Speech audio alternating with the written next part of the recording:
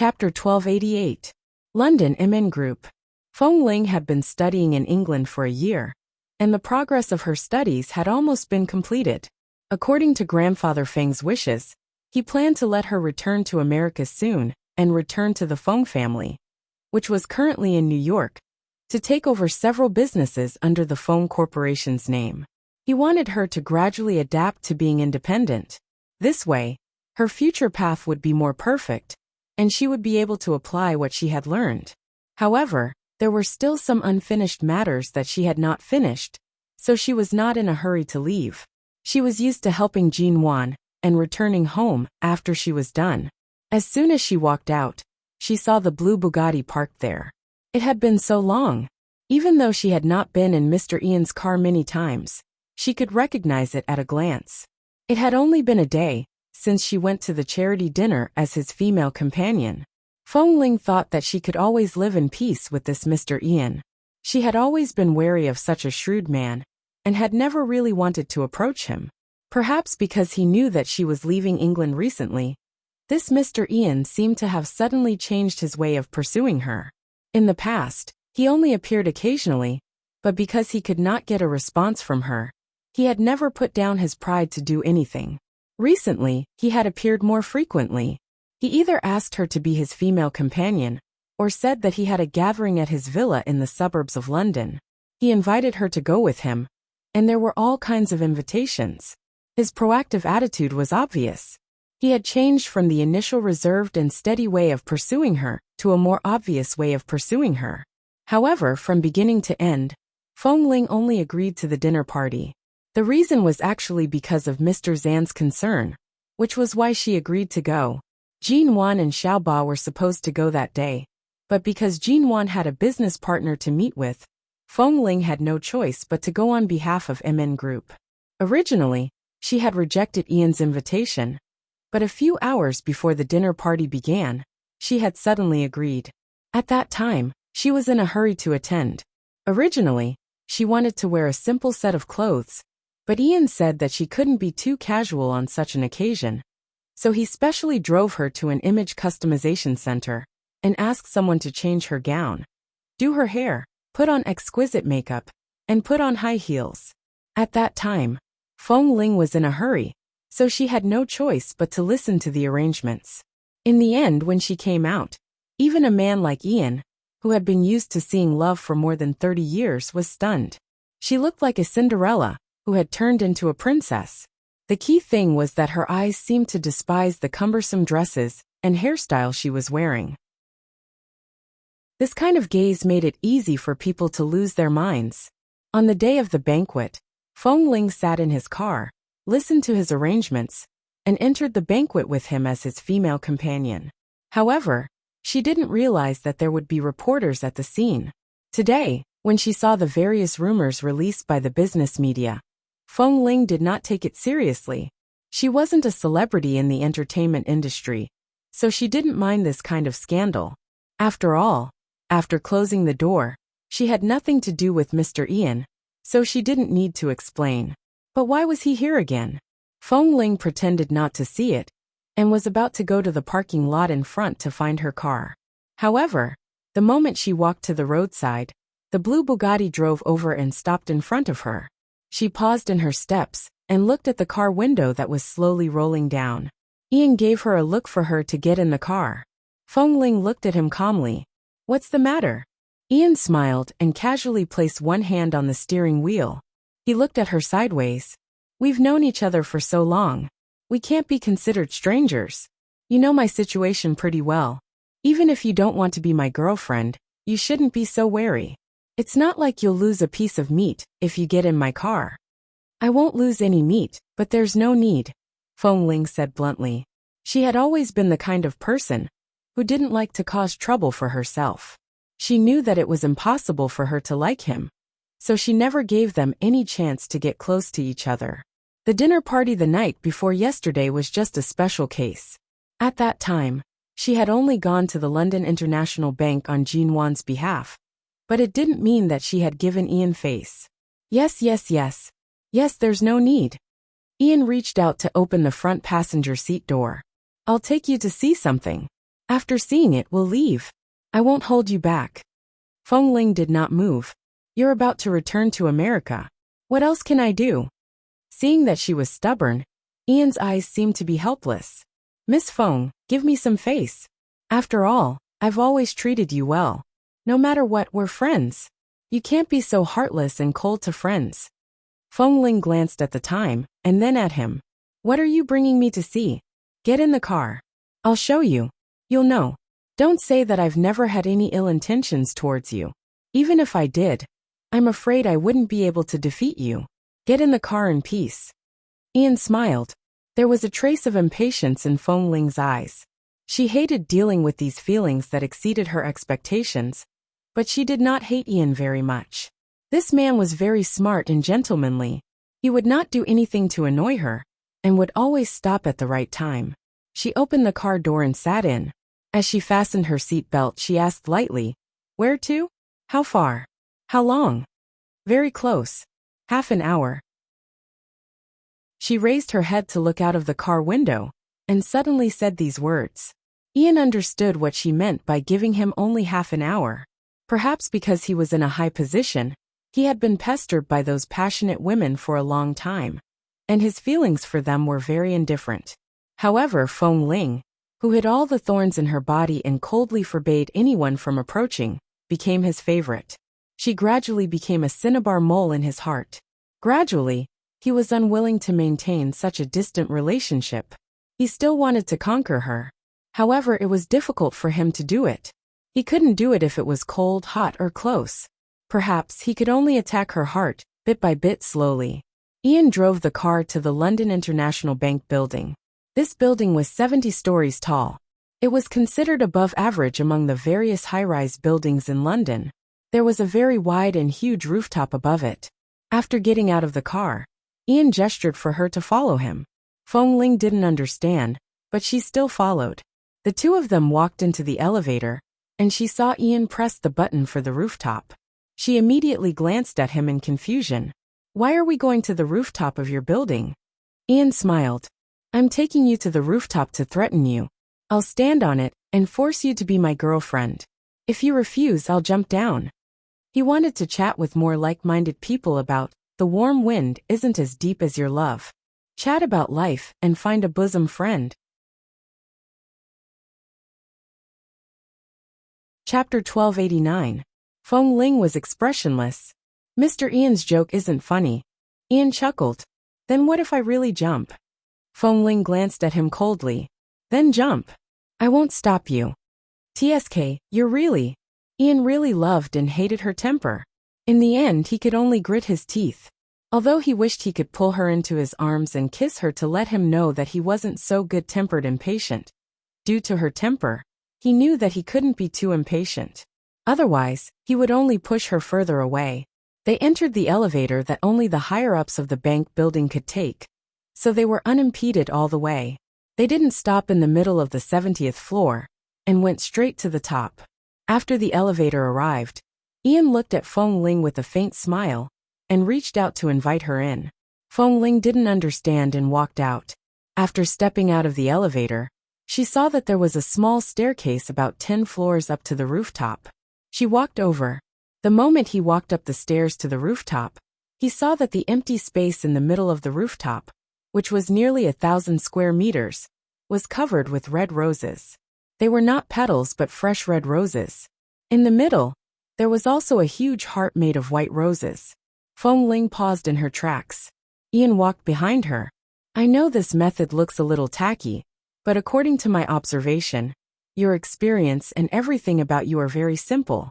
I don't know if this tacky way of expressing myself can enter your eyes, but at least I'm sincere. If I can get even a little bit of your heart, I'm willing to pave the entire street with flowers." "Feng Ling." Ian walked up to her and lowered his eyes to look at her silent expression. "I've invited you so many times, but you refused to have a meal with me.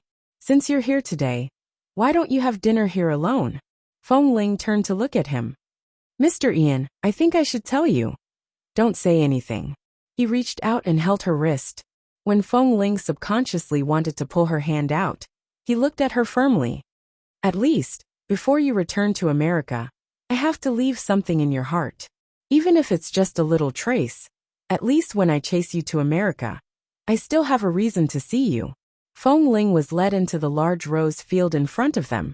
She stepped on a small path in the middle, until she saw an exquisite table. At this moment, Ian pressed a secret bell on the table. Immediately, someone brought up exquisite and luxurious carved candles, and various exquisite dishes from various countries, and placed them on the table one by one. After the table was filled, Ian gestured for them to leave. When there were only the two of them left, he walked over and pulled out a chair, gesturing for her to sit down. All the pursuits Feng Ling had experienced were Li Nanheng's pure straight man style of, I like you, I want you. That man had never even given her a decent flower, let alone a rose-paved road, and a candlelight dinner. In her impression, Li Nanheng had only given her a small wooden hut in the jungle, but it was later burned down. As for his other temptations and pursuits, they were all simple liking. At that time, Chen Beiqing only gave her a bouquet of flowers every day, but she rejected them all. She didn't even look at them. She didn't have much experience when it came to relationships, so even though the scene looked very tacky, it was her first time. Seeing that Feng Ling didn't move, Ian turned around and pressed down on her shoulder, pressing her to sit on the chair. Since you're already here, give me some face. If you leave now, all the employees in this building will see me. You have to leave me some face. Feng Ling didn't say anything. She just sat there, looking at the candles on the table, and then at the nearly 1,000 square meters of roses under her feet. Needless to say, these flowers were very expensive, not to mention there were so many of them. Seeing that she seemed to be willing to compromise, Ian didn't resist too much. Although his silence made him look uncomfortable, it was a good start. He smiled and sat opposite her. After cutting the medium-well steak that had just been served, he pushed the steak in front of her and took the untouched plate in front of her to his side. He patiently cut it. Feng Ling watched his movements. Mr. Ian, I really don't know how to respond to your great kindness, but you should know my attitude very well. Even if I don't say it, you know it. I know. Ian patiently cut the steak. But after all, you're still single. I have the right to pursue you. I didn't think that I could win your heart today, but there's a saying in China that sincerity can split open metal and stone. After a long time, I'll find a breakthrough for you one day. Feng Ling did not eat the steak in front of her. She glanced at the wine glass by the side, which had already been poured with red wine. She picked up the wine glass and shook it in her hand. She chuckled. If my life hadn't changed so much from the age of 1, perhaps I would have experienced this many years ago. Flowers, red wine. A life so luxurious that I don't have to worry about food and clothes, beautiful gowns, expensive shoes. Unfortunately, Mr. Ian, you don't know much about my past, she said softly. Although I am indeed the daughter of the Feng family in the United States, in my eyes, any rose here is enough for me to have a full meal. I am also very touched by such a luxurious and high-profile way, but at the same time, I feel sorry for you. These are not suitable for me. Please don't do it again. Ian paused in cutting the steak and looked up at her. He saw that Feng Ling only took a sip of red wine after speaking, and had no intention of eating. Vincent said something about you, but he clearly doesn't know much. Ian put down the knife and fork in his hand, picked up a wet towel, and wiped his hands. Do you mind telling me about your past? Feng Ling curved her lips. There's nothing to say. If you're unwilling to tell me, it means that you don't intend to open your heart to me. Ian looked at her with emotion. What kind of method do I have to use to pry open your heart? How can I see what's in your world? How can a girl like you reject me so completely? Even if you're playing hard to get, you've never done it before. Feng Ling smiled lightly, and took another sip of red wine. After all, this was the rooftop. It was autumn and the wind seemed to be blowing. She didn't know where the wind came from, but the hair behind her shoulders was somewhat messy and tangled around her neck. I want to talk about the warm wind isn't as deep as your love, with more like-minded people. Talk about life, find a bosom friend. Chapter 1290. I heard from Miss G that your alcohol tolerance isn't very good. Ian reminded her softly when he saw that she was only drinking. Feng Ling curved her lips lightly. It's just a glass of red wine. It's fine. I definitely won't drink any more. Feng Ling had been in England for a year, and had always been well behaved. She couldn't say that she didn't drink at all, but at least she had never drunk too much. Even in some business meetings, even when she had to drink with others, she had always remembered her alcohol tolerance, and never lost her composure. It was said that the more sober one was, the less one could immerse oneself in one's senses. Feng Ling had been knocked by fate to the point that she had no choice but to be too sober. She had even come to England in this state, so she had to keep herself on the edge of rationality at all times. She could not slack off at all. The rooftop was very quiet. Feng Ling did not speak much. Throughout the entire process, Ian would occasionally talk about what he had seen recently. Feng Ling would occasionally be silent and smile politely, but it was clear that she was just being polite. She didn't like him. It was obvious that she didn't like him. In the end, Ian put down the cutlery in his hand. If it doesn't suit your taste, shall I take you somewhere else to eat? No, I'm just not too hungry, Feng Ling said softly. Feng Ling said softly. Mr. Ian, I'm about to leave England. If there's no reason, I won't have the chance to come here again. Let's stop here. I don't want to affect my current peaceful and stable life. Ian knew that no matter how hard or soft he tried, he couldn't shake her. He smiled. All right, then this meal will be a farewell for you. I wish you a smooth journey back to America, and I wish you a bright future. Feng Ling smiled. I don't deserve it.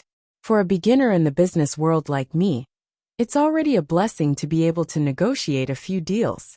In this circle, it's already good enough that I can leave an intact corpse. How would I dare to think about a bright future?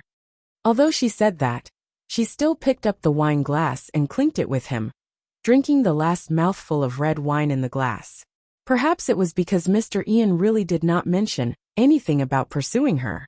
Instead, from the perspective of a friend, he was purely concerned about the various problems she would have to take over the family business after returning to America. From time to time, he would remind her of some important things that she needed to pay attention to. Feng Ling's mood relaxed a lot. She picked up the cutlery and began to eat. As she ate, she chatted and laughed with him. The atmosphere was much more harmonious. After chatting for a while, he looked at Feng Ling's smiling face. I've known you for so long, but this is the first time I've seen you smile at me. Really? The smile on Feng Ling's face did not disappear. She naturally curved her lips. Xiaoba often complains that I don't like to smile, and that I'm not approachable enough. It seems like it's true. It's okay. There are benefits to not smiling. At the very least, when you go back to take charge of your family's business at such a young age, the old foxes in the company will know that you're not a girl to be trifled with. They won't be able to easily see through your thoughts from your expression. This is also a good thing for you. Feng Ling only smiled lightly and did not reply. She was about to fork a piece of broccoli on the plate in front of her, when she suddenly felt a faint pain on the back of her neck. In a slightly relaxed environment, she instinctively hissed and raised her hand to touch her neck. What's wrong? Ian saw her movements. I'm fine. Feng Ling put down her hand, picked up a piece of broccoli, and placed it on the plate in front of her. Yesterday afternoon, when I was looking for something in the company's database, I was scratched by the lamp holder next to the information cabinet. It's just a superficial wound. It'll heal in less than 2 days. Just now, I raised my hand too much and accidentally pulled it. Hearing this, Ian stood up and walked over. Without waiting for Feng Ling to react, he stepped forward and tugged her collar back. Sure enough, there was a wound about 2 to 3 centimeters long on the back of her neck that was connected to the carotid artery. It wasn't too serious, but it was obvious that she had bled a lot when she was scratched. She didn't disinfect the wound, and probably just washed it with water.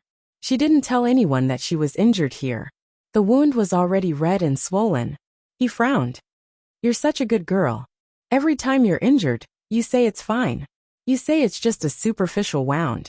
Could it be that you've suffered a more serious injury? What do you mean by superficial wounds?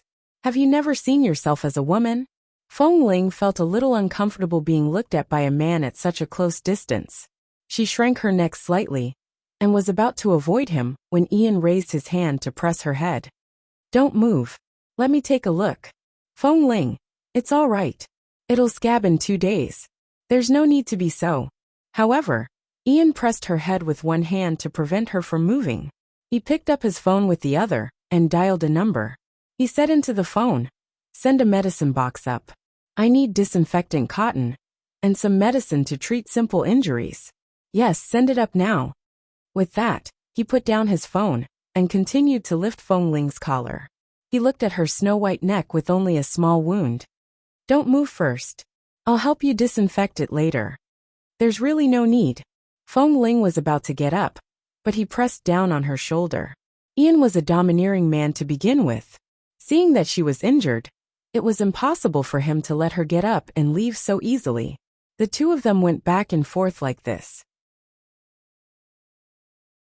When Feng Ling turned to look at him, Ian had just lowered his head to say something to her. But in an instant, their breaths were so close that she almost bumped into his lips. The man in front of her had a deep gaze. He looked at her face and at her lips.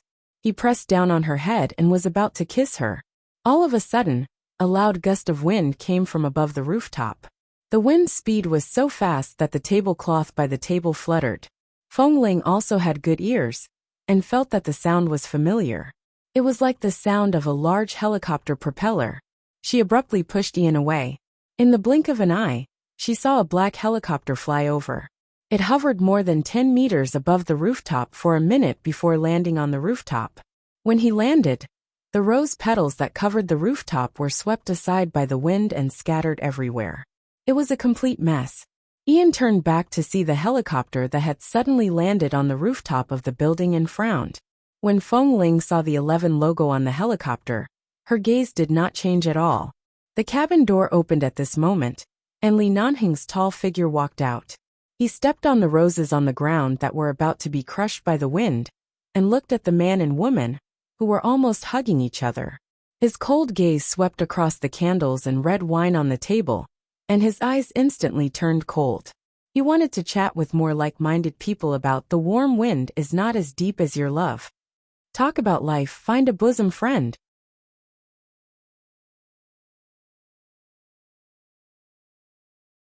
Chapter 1291. Ian only saw the man walking out of the helicopter. Looking at his eyes that could almost kill the enemy, he subconsciously protected Feng Ling with one hand and shielded her behind him. At this moment, about 10 members of 11 base in black uniforms suddenly walked out of the helicopter. After walking out, they quickly lined up neatly beside Li Nanheng. As the roses on the ground were too much of a hindrance, they crushed them with their feet and kicked them aside, destroying more of the roses on the ground.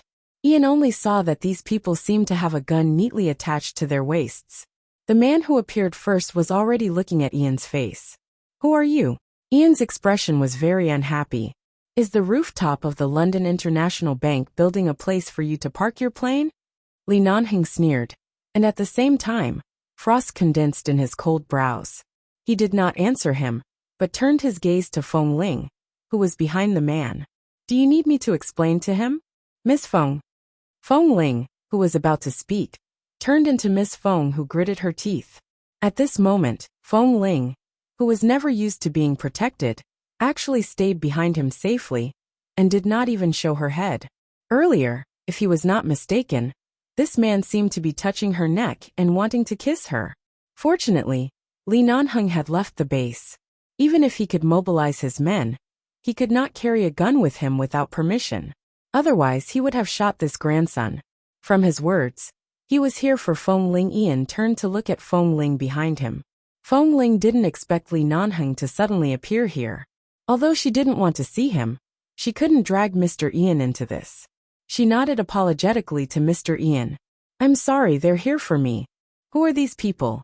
Ian felt that their background was not small, especially since this group of people could openly and legally hold guns.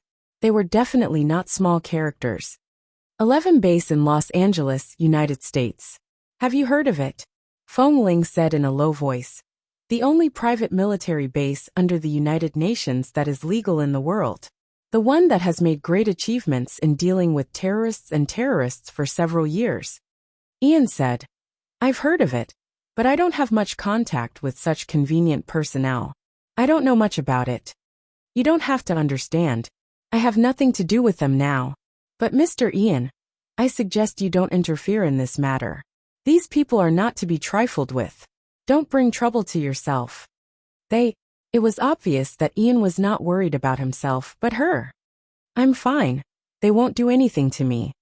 Feng Ling didn't want to mention that she used to be a member of 11 Base. After all, she was no longer a member of 11 Base. Saying that would only make her unhappy. Seeing that Feng Ling and the man who was not afraid of death were still whispering to each other, Li Nanheng said coldly, Do you need me to call someone to drive the plane away and let the two of you continue chatting? Xiao Su came out of the cabin and quickly walked behind Li Nanheng. He looked in Feng Ling's direction and thought, Little ancestor, come over quickly. Don't provoke boss again. Boss Li hasn't slept for almost 2 days.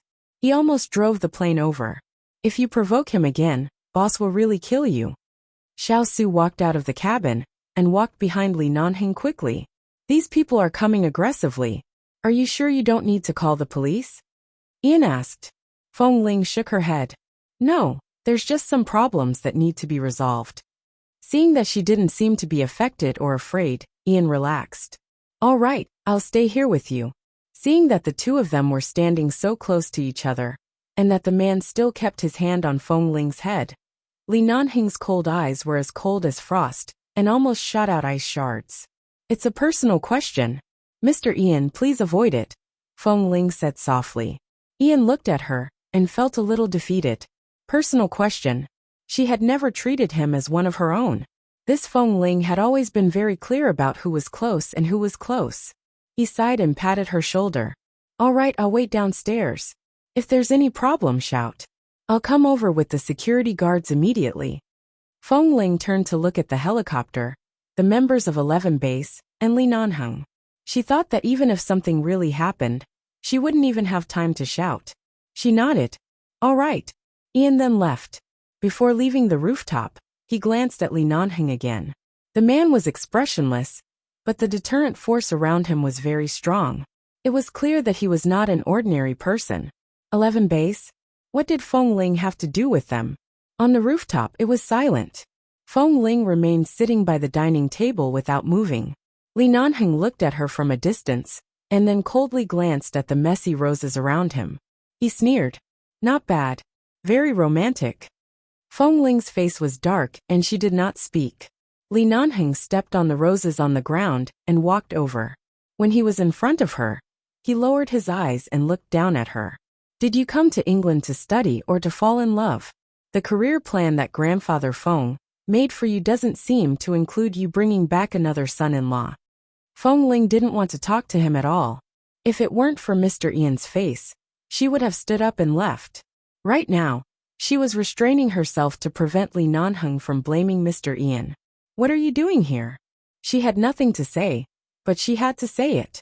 She only asked coldly, to bring you back to America. The man saw that she was smiling patiently at Ian earlier, but now she was not patient at all with him. His expression instantly darkened, and a shadow covered the side of his face. Do you think I'm here to watch you kiss other men? Feng Ling was angered by this man's matter-of-fact attitude. First of all, I'm going back to the United States. I'll book a plane ticket myself. Even if I go back, I'll go back to New York, not Los Angeles. I'm not on the same path as you. Besides, it has nothing to do with you. Aren't you being too nosy? This is the international building of the Bank of London, not the empty square of your 11 Base. Please have some sense of propriety. Don't think that the entire world is under your Li family's feet.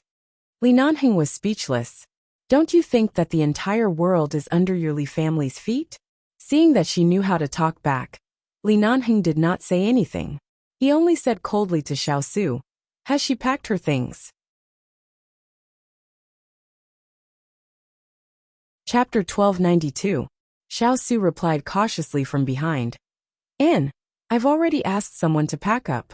All the luggage is here, and the passport and other things have been found. What things? Whose luggage? Whose passport? Mine. Feng Ling's eyelids twitched. Yours. Li Nanheng glanced at her indifferently and turned to leave. Seeing that he was about to return to the helicopter, Feng Ling gritted her teeth and abruptly stood up to follow him. Why are you touching my things? Li Nanheng, do you still have any respect for the law? How can you touch my things? Don't you know what respect is? The man didn't even look back. When he reached the cabin door, he coldly said without looking back, If I didn't respect you enough, I wouldn't have let you hide from me in England for a whole year.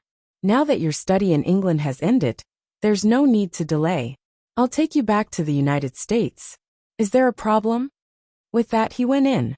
Feng Ling stood on the rooftop and didn't move, just looking at the helicopter. Xiao Su looked at the situation and felt that Boss Li was not easy to deal with. Otherwise, he wouldn't have returned to 11 base overnight to mobilize a helicopter to kill his way here. As soon as he came, he saw Feng Ling and another man having a candlelight dinner on the rooftop, and roses all over the ground. And it seemed that they were really intimate. Boss had really tolerated it. Otherwise, he definitely wouldn't have let that person off so easily. Boss was still giving Feng Ling face. He had already endured enough. He walked over and leaned close to Feng Ling to say softly, Go back with us first. Anyway, you're going back to the United States soon. We'll explain to Miss G later. If she knows that you were taken away by Boss Li, she won't be dissatisfied. Don't worry, we've brought all the things you should bring. We're just taking you back to the United States. Feng Ling turned to look at Xiao Su and noticed that he was not wearing a uniform. The members of 11 Base were wearing uniforms, but Li Nanheng and Xiao Su weren't. In her memory, Xiao Su had never worn any other clothes. She only knew that Li Nanheng had gone back to take over the Li Corporation, but she didn't know that Li Nanheng had also left 11 Base. She looked up and down coldly for a while and said with no emotion in her eyes, I'm no longer a member of 11 Base. You should know that your helicopter is not for an ordinary person like me. If you want to help me bring back other things, you can take them back. Please give me my passport. I'll fly back myself. Oh, little ancestor, don't make trouble. Boss Li is not a member of 11 Base now, but he can still mobilize the members and helicopters of the base. Don't be angry. Come back with us, ah. Xiao Su sighed. Feng Ling's eyelids twitched. She abruptly turned to look at him. What did you say? Xiao Su paused.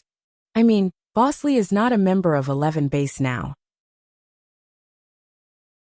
After you left, he also resigned from the management position in 11 Base. He can't go back like you. Feng Ling looked at Xiao Su for a while and did not speak. Boss has never given up on you. He knows everything about you in England. He also knows that you have been angry with him, so he didn't come to look for you and let you study here peacefully. In fact, Boss is suffering more than anyone else. Xiao Su sighed. This time, Boss suddenly returned to the base to mobilize the helicopter. He has to come over as soon as possible. Feng is in charge of the base now. The helicopter can be mobilized, but Boss can't legally hold a gun now, so he has to send a few members to follow him to prevent anything from going wrong. For you, Boss has risked his life again and again. He can't carry any weapons on him, but he took the risk to drive the base's plane here. This time, he hasn't slept for almost 2 days, but as soon as he arrived, he saw you. Feng Ling glanced at him coldly, and Feng immediately shut his mouth. Then he looked at her with a gaze that could only be understood, but not expressed in words, meaning that she should at least obediently get on the plane now. In order to stop things from getting out of hand, she should quickly follow him back to the United States. Seeing that Feng Ling still did not move, Xiao Su simply reached out to pull her arm. Feng Ling, Miss Feng, little ancestor Feng, baby Feng. I know you and Boss have been in a cold war for a long time. Both of you have bad tempers, but can you? Feng Ling wanted to say that it was not a cold war, but a breakup. But before she could speak, Xiao Su had already dragged her to the cabin door. Feng Ling turned around and noticed that the members of 11 Base, who came with her, were all unfamiliar faces. It was probably because Li Nanheng didn't want her to be too embarrassed, so he didn't mobilize any acquaintances. The only acquaintance who came with her was Xiao Su, who knew everything about her. She was silent for a moment, and was brought onto the plane by Xiao Su. This plane was very big. It was even bigger than the helicopter she had taken on missions in the past. The space inside was also very spacious. After more than 10 people entered, it didn't feel crowded at all. The main reason was that those people were very restrained in front of the former boss and the former outstanding sniper of the base. All of them sat upright and did not say a word. Facing this atmosphere, Feng Ling was a little helpless. She then saw that Li Nanheng seemed to have not slept for 2 days. Right now, he was standing in the cabin rubbing his brows with one hand, his entire body filled with irritation and displeasure. She looked at the destroyed roses outside and glanced at Mr. Ian, who was walking up the stairs. Seeing her board the plane, the two of them looked at each other through the cabin door. Feng Ling sighed. Fortunately, she had never been merciful. Otherwise, she would have owed him a debt of love. She gave him an apologetic look. Ian picked up his phone, pointed at it, and then at her, asking if it was convenient for her to answer the phone now. Feng Ling shook her head. Since she was leaving England, the relationship that should be ended should be ended. The relationship that had never been started should not be started. This was good for everyone. The plane gradually rose. Li Nanheng put down his hand and turned back to see that Feng Ling was still looking at the man reluctantly. He frowned and said, "Should I send you down to say goodbye to him?" Feng Ling ignored him, but her gaze had already left the rooftop. She silently looked at the gradually rising position outside. Her gaze was flat, and her voice was emotionless. "Since Mr. Li insists on being the good person who sends me back to America, please send me back to New York." Li Nanheng turned around and walked over. He glanced at her and was about to say something when he suddenly saw a red mark on the back of her neck. He narrowed his eyes. "How did you get hurt?" Feng Ling subconsciously raised her hand to cover her neck and did not answer. "Don't block it. Let me see." Li Nanheng frowned coldly and reached out to pull her hand down.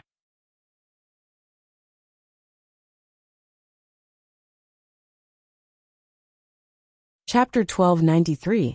Feng Ling turned her body to avoid his hand. Her eyes were indifferent. "It's just a small wound accidentally scratched on the lampstand. Mr. Li, you don't have to worry about it. You just need to send me back to New York."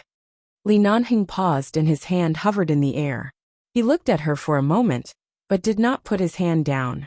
Instead, he suddenly grabbed her shoulder and pressed her down on the sofa closest to the cabin door. When Feng Ling was about to break free, he pressed her legs down and pressed her shoulders to prevent her from moving. At the same time, he turned back and coldly ordered the 10 base members behind him, "Turn around. Without my order, don't turn back." Yes, the 10 base members, who were already very embarrassed, quickly turned around. "What are you doing?" Feng Ling was alarmed by the man's words and actions. She struggled hard, but was still firmly held down by the man's pair of iron-like hands. Then her collar was quickly flipped open, and the wound, which was not too serious but was still very red, was completely exposed to the man. "Why are you like this?" The man took a look and confirmed that what she said was true, but he still placed his hand on her neck and stroked the slightly red part of her wound. "When we get there, disinfect it first." "There's no need." If it weren't for his sudden appearance, her neck would have been disinfected by Mr. Ian. Feng Ling was too lazy to speak. She pushed him impatiently again. "Take your hand away." Not only did Li Nanheng not move his hand away, but he also took the opportunity to press her against the sofa. His gaze shifted from her neck to her face. The little woman, who was restrained and pressed against the sofa, had grown a lot of hair. It had already grown past her shoulders. Due to her struggling movements, the soft strands of hair wrapped around her neck. The clear contrast between her black and white hair and the skin on her neck formed a stark contrast. In particular, she used to only wear sportswear. Now, she was wearing a professional outfit that resembled a female office lady. Although it wasn't a dress, it was still quite feminine. However, despite her obvious change in appearance, her eyes were still as cold as ever. The more she struggled, the harder the man pressed her down. The more she moved, the more he could not control his reaction. It couldn't be helped. It had been too long since he last saw her, and it had been too long since he last touched her. But right now, if she were to forcefully kiss him, Feng Ling would probably explode in anger. Li Nanheng's eyes flashed with annoyance because she was moving under him, and he ordered, "Change the route to Los Angeles." Feng Ling immediately stopped struggling. "You promised to send me back to New York. Why are you bringing me to Los Angeles? If you dare to move again, not only will I take you back to Los Angeles, but I will also skin you right here." The man lowered his head and whispered hoarsely in a voice that only she could hear. "You know, I, Li Nanheng, can do what I say." Xiao Su and the others in the cabin had already turned their backs, but that didn't mean they couldn't hear what was going on behind them. Feng Ling was so angry that her face turned pale. She glared at him fiercely. When Li Nanheng saw that she was so angry that she subconsciously bit her lips, his eyes darkened. God knew how much restraint he needed to not kiss her. She no longer moved, but gripped the leather of the sofa tightly with both hands. Her eyes were filled with anger and vaguely fierce. However, her expression, coupled with her feminine appearance, did not have the deterrence she used to have. Instead, she was like an angry little beast, making him want to hug her, stroke her head, and stroke her fur. Li Nanheng really wanted to do this, but just as he was about to hug her, Feng Ling suddenly said, "I won't move. Don't touch me." The man, who was about to reach down to hug her, paused for a moment and lowered his eyes to look at her. He did not speak. Feng Ling looked at him. "I won't move, I won't struggle, and I won't mess with you. Let go of me. When we reach New York, we'll part on good terms." Li Nanheng tightened his chin and said coldly, "Part on good terms?" Because of the man's tense voice, Feng Ling subconsciously felt that it was dangerous. She didn't move on the sofa and avoided his eyes. Seeing that she completely rejected him, and didn't even want to talk to him, Li Nanheng's cold face darkened. However, Feng Ling's appearance of being pressed on the sofa made it impossible for him to continue like this. Otherwise, it was hard to say what he would do to her. After all, he had been abstinent for so long, and had been a vegetarian for nearly 2 years. Even a monk might not be able to endure it. He let go of her, and turned back to order Xiao Su, who was not far behind him. "Later, get someone to bring her luggage up, and head back to Beauty Poo. All right, the people we sent have already packed up. When we arrive at the agreed place, we'll stop for a while, and move everything up." Li Nanheng's expression was still cold. He turned to look at Feng Ling, who was sitting on the sofa. He saw that she had buttoned her collar again, and combed her long hair back. She frowned, looking dissatisfied with being on his helicopter. Helplessness flashed across Li Nanheng's deep eyes. He turned to walk toward her. Seeing him approach again, Feng Ling's entire body instantly raised her guard. She raised her head, and looked at him warily. He did not approach her again, and just looked at her. Feng Ling stared back at him coldly. The silent stalemate between the two of them made Xiao Su not even dare to breathe. At this moment, the helicopter began to land slowly. Because of the wind outside, the landing was a little bumpy and unstable. Feng Ling withdrew her gaze because of the bumpiness, and no longer looked at him. She closed her eyes and patiently waited for the landing. After the helicopter landed, she was about to get up when Li Nanheng's voice rang. "Get someone to bring the things up. You don't have to go out and get them yourself." With her skills, once she left the cabin, she would definitely disappear without a trace. Even if he could catch up, it would definitely take some time. There was no need to waste time with her here. Seeing that this last chance to escape had been cut off by him, Feng Ling's hands clenched into fists in her sleeves. When she heard Li Nanheng deliberately say, "In case you accidentally get lost after getting off the plane, I'll have to waste time looking for you," she sneered angrily and turned her head disdainfully, too lazy to explain to him.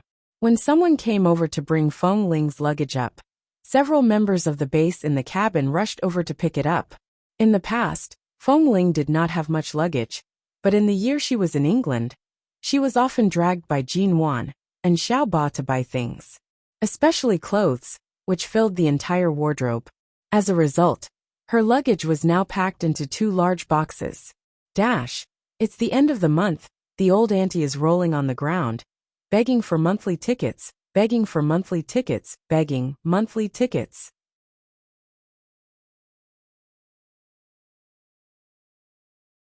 Chapter 1294.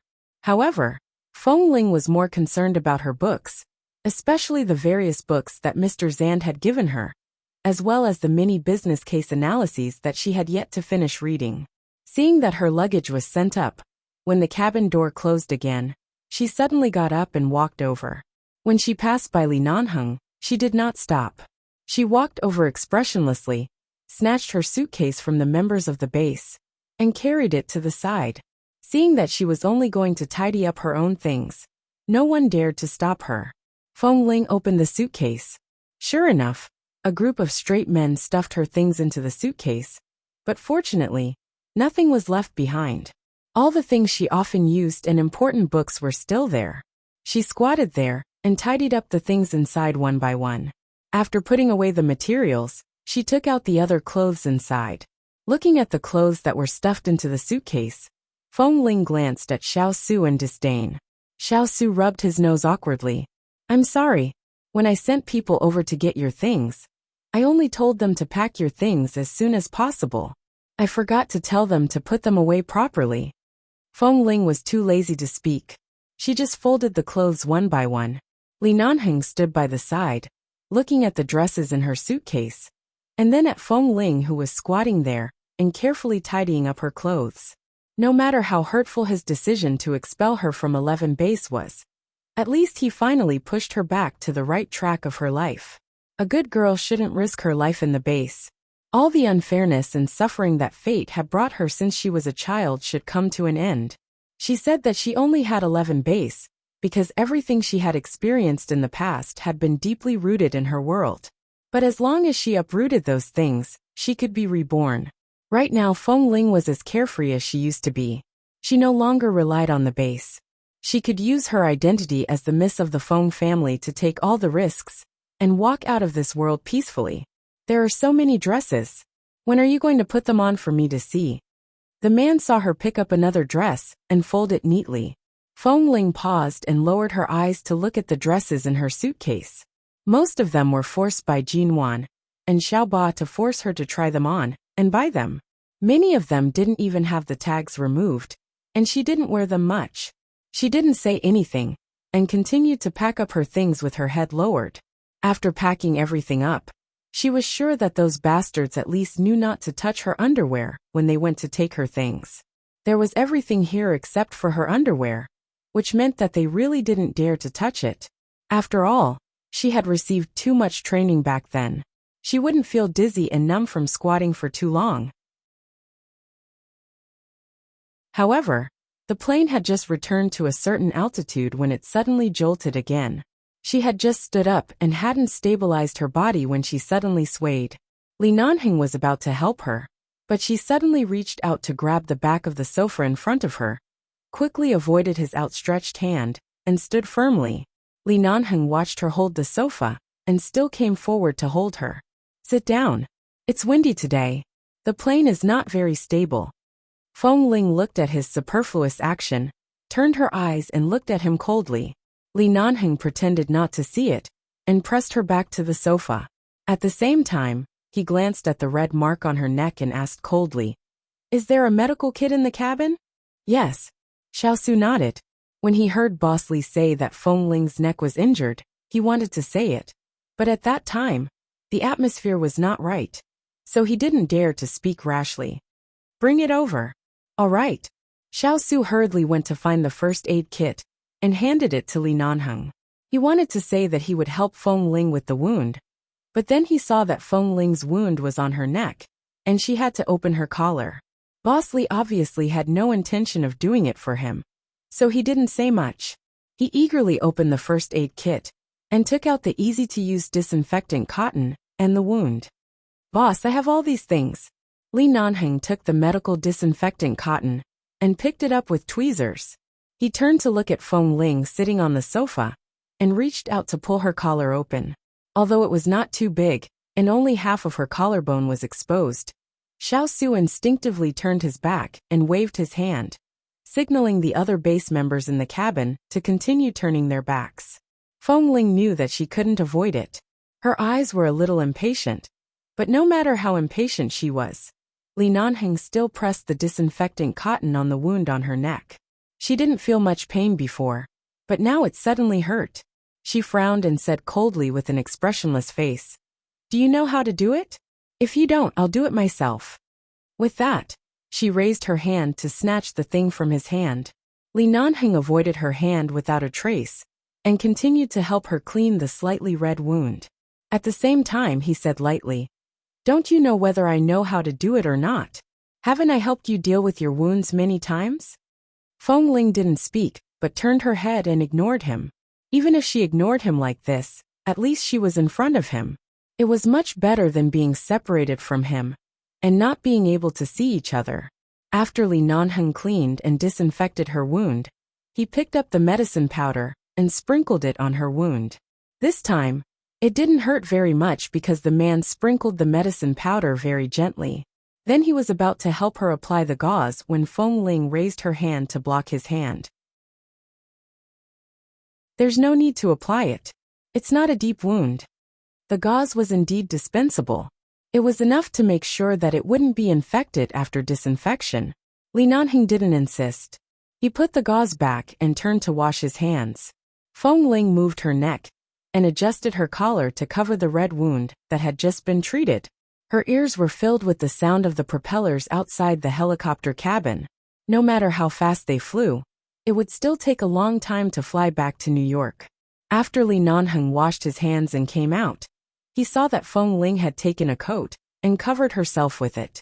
She leaned against the sofa and looked like she was about to fall asleep. Now she had learned how to take care of herself.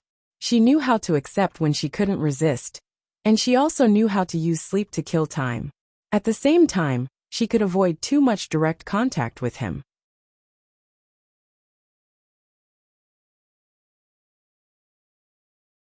Chapter 1295.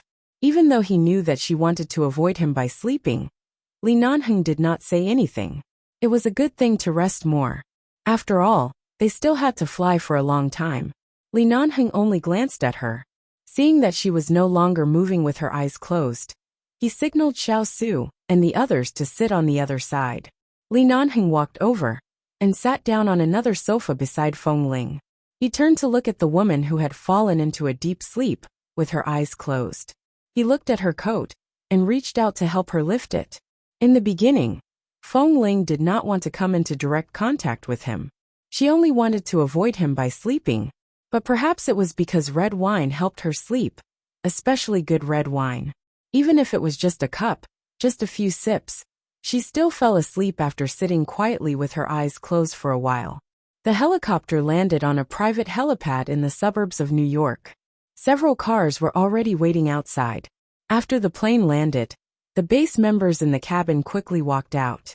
Xiao Su also glanced at Li Nanheng and Feng Ling before getting off the plane. Feng Ling was still sleeping, and Boss was still sitting by the side looking at her unhurriedly. He did not seem to be in a hurry to get off the plane. "Boss, the air traffic control in New York is too strict.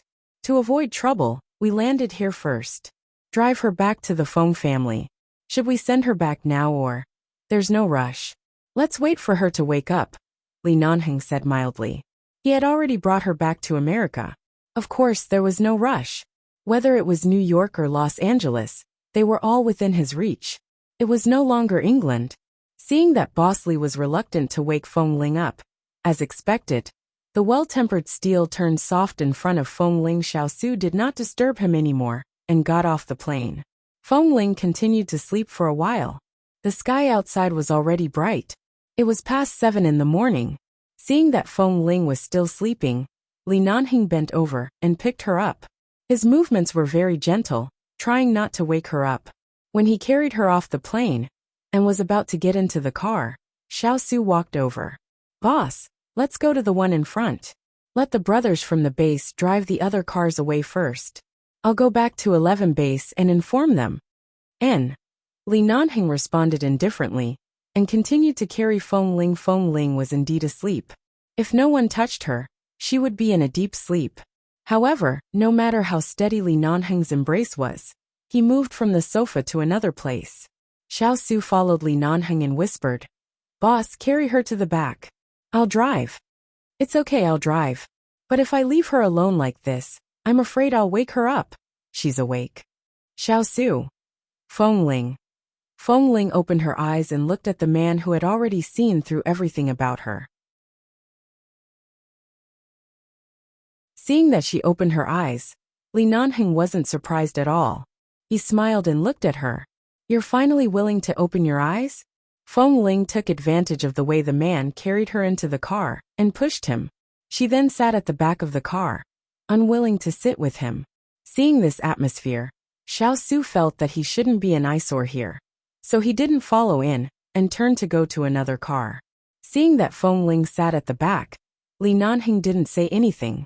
He opened the door of the front passenger seat and started the engine to drive away. This car was very big. He was in front, and she was in the back. The two of them were quiet and didn't communicate much. It wasn't until they crossed a road and drove to New York that Li Nanheng said, "Before you went to England, you should have known that you still have a grandmother. You've seen her before, but during that time, she was ill for a long time and stayed in the hospital in a daze. Later, when she woke up and found out everything, she couldn't take the blow. For the past 2 years, her health hasn't been good. She's living in a sanatorium in Los Angeles. You're in New York. If you have time in the future, go back to see her." Feng Ling did not speak. She had considered the matter of her grandmother before and asked her grandparents about it on the phone. She planned to bring her grandmother to New York to live after she returned to America.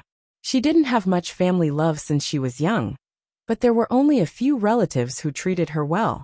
However, they all doted on her.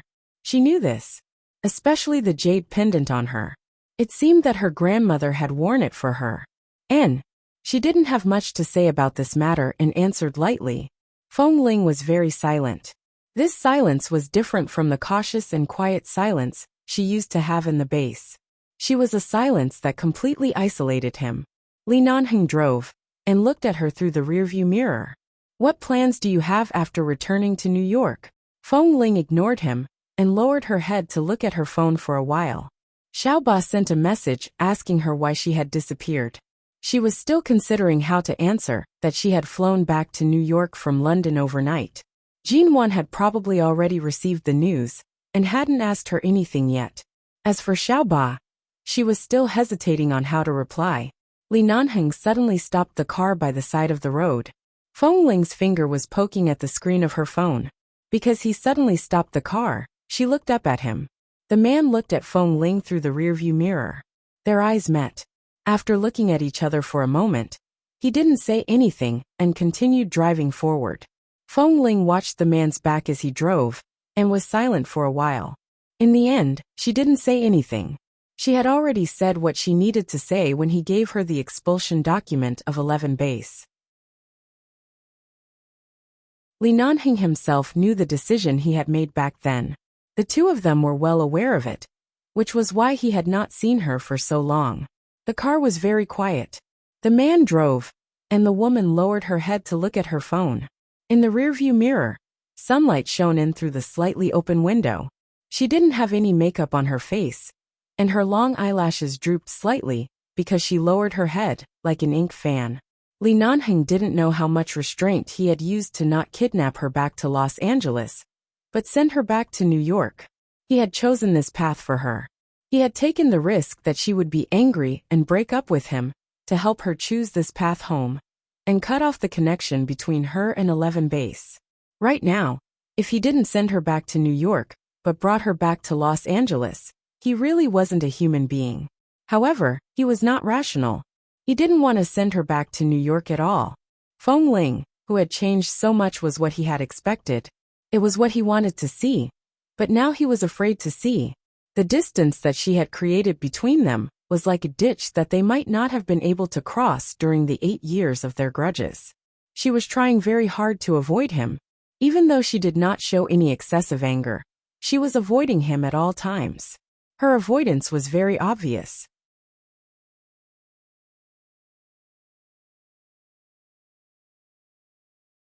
Chapter 1296. The car was on the way back to the Feng family. Feng Ling had already taken a nap and was in a good state of mind. She turned to look at the other two cars. Most of the cars sent from 11 base looked no different from ordinary cars. But in fact, every car had the function of an armored car. Even if there was a terrorist attack, they could immediately find a weapon to deal with it.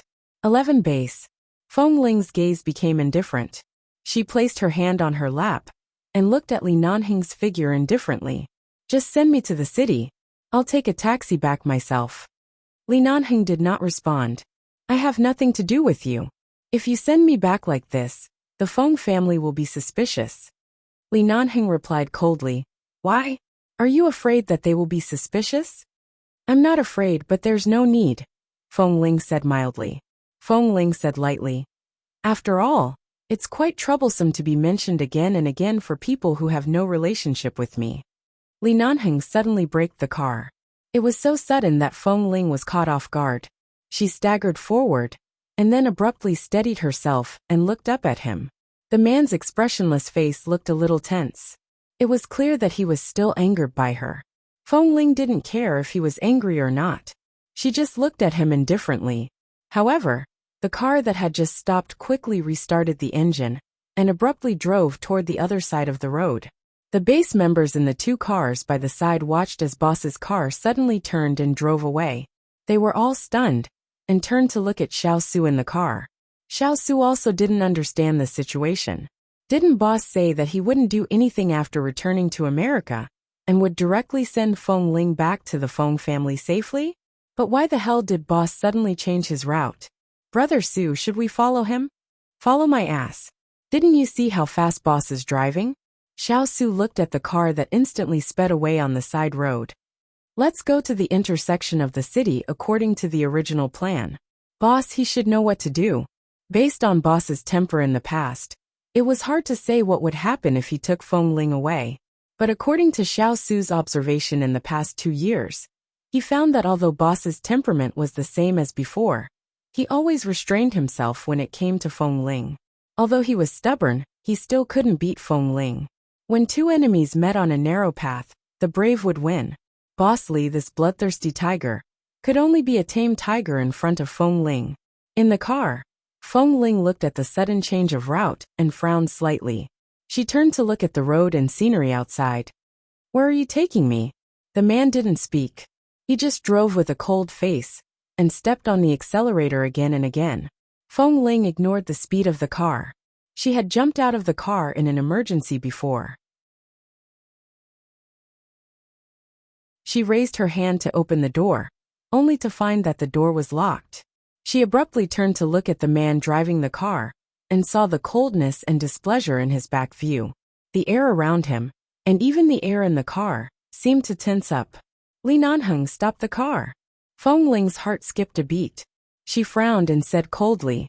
Not only did the car not stop because of her words, but it continued to drive forward at an extremely fast speed. Feng Ling couldn't open the car door, so she stepped forward to stop him from driving the car forward. However, the man held the steering wheel with one hand and held her wrist with the other. Without looking back, he said coldly, "Sit back down." Stop the car. Feng Ling struggled. The man controlled the steering wheel with one hand and drove the car quickly and effortlessly. His other hand also held her tightly. Feng Ling struggled several times, but was unable to pull her hand out. In the end, she cried softly, "If you don't let go, my wrist is going to break." Only then did he loosen his grip and let go of her. Feng Ling quickly pulled her hand back and sat back on the seat. As she rubbed her wrist that was about to be broken by him, she watched the road and scenery quickly pass by. Where are you taking me? She was not very familiar with the roads in New York, unlike when she was in Los Angeles, where she had been to many places, big and small, and could guess most of them just by looking at the route. But now, she had no idea where he was taking her. Of course, Li Nanheng did not answer her at all. Feng Ling looked over her shoulder at the dashboard in front of him. The car had already exceeded 260. This speed, thankfully, they had suddenly turned from the highway into a small road. The road was smooth, but there were no cars or people around. The road was smooth. Feng Ling rubbed her wrist for a while and didn't say anything. She just sat there expressionlessly and watched Li Nanheng drive. She watched as the scenery on both sides of the road gradually became as though there was no road. Even if there was a road, it was only a very simple stone road. It was not smooth. Then, she watched as the place gradually went uphill. In the blink of an eye, she saw that Li Nanheng had actually driven the car to Mount Nevada, in the suburbs of New York. Mount Nevada was a high mountain more than 100 kilometers away from the edge of New York City. There were cliffs on it, and there were beasts in the forest. This place was usually deserted. The black off-road vehicle ignored the potholes and stones on the mountain road and drove all the way up quickly. Because no one walked here all year round, the mountain road that could barely be seen was overgrown with weeds. If this car hadn't been modified and the driver wasn't Li Nanheng, it would have been difficult to drive smoothly on such a slope and mountain road. When the car drove halfway up the mountain, because the slope was even steeper, it broke down once. Feng Ling took the opportunity to ask him to stop, but the man did not make a sound. He continued to start the engine, circled around the steepest and dangerous mountain road, and went to the other side to continue driving up. Half an hour later, they arrived at the top of Mount Nevada. The black off-road vehicle stopped at the top of the mountain. The sky was already bright. At this time, even the sunrise had been missed. However, the direction where the sun was shining was so dazzling that the solar film on the two car windows almost couldn't block it. Feng Ling rolled down the car window and looked at the rising sun in the distance. She narrowed her eyes and then looked at the scenery of the top of Mount Nevada. She saw the steep mountain road on one side and the steep cliff on the other. Feng Ling had lived in the jungle since she was young, so she was not afraid of this kind of place. She only looked outside before retracting her gaze. She looked at Li Nanheng, who had been silent all this time with a dark expression. After stopping the car, he got out of the car with a cigarette in his hand. Seeing the man light a cigarette after getting out of the car, Feng Ling did not move, but glanced at the seat next to the steering wheel. She thought that if Li Nanheng dared to do anything to her here, she would drive the car away and leave him here to feed the beasts.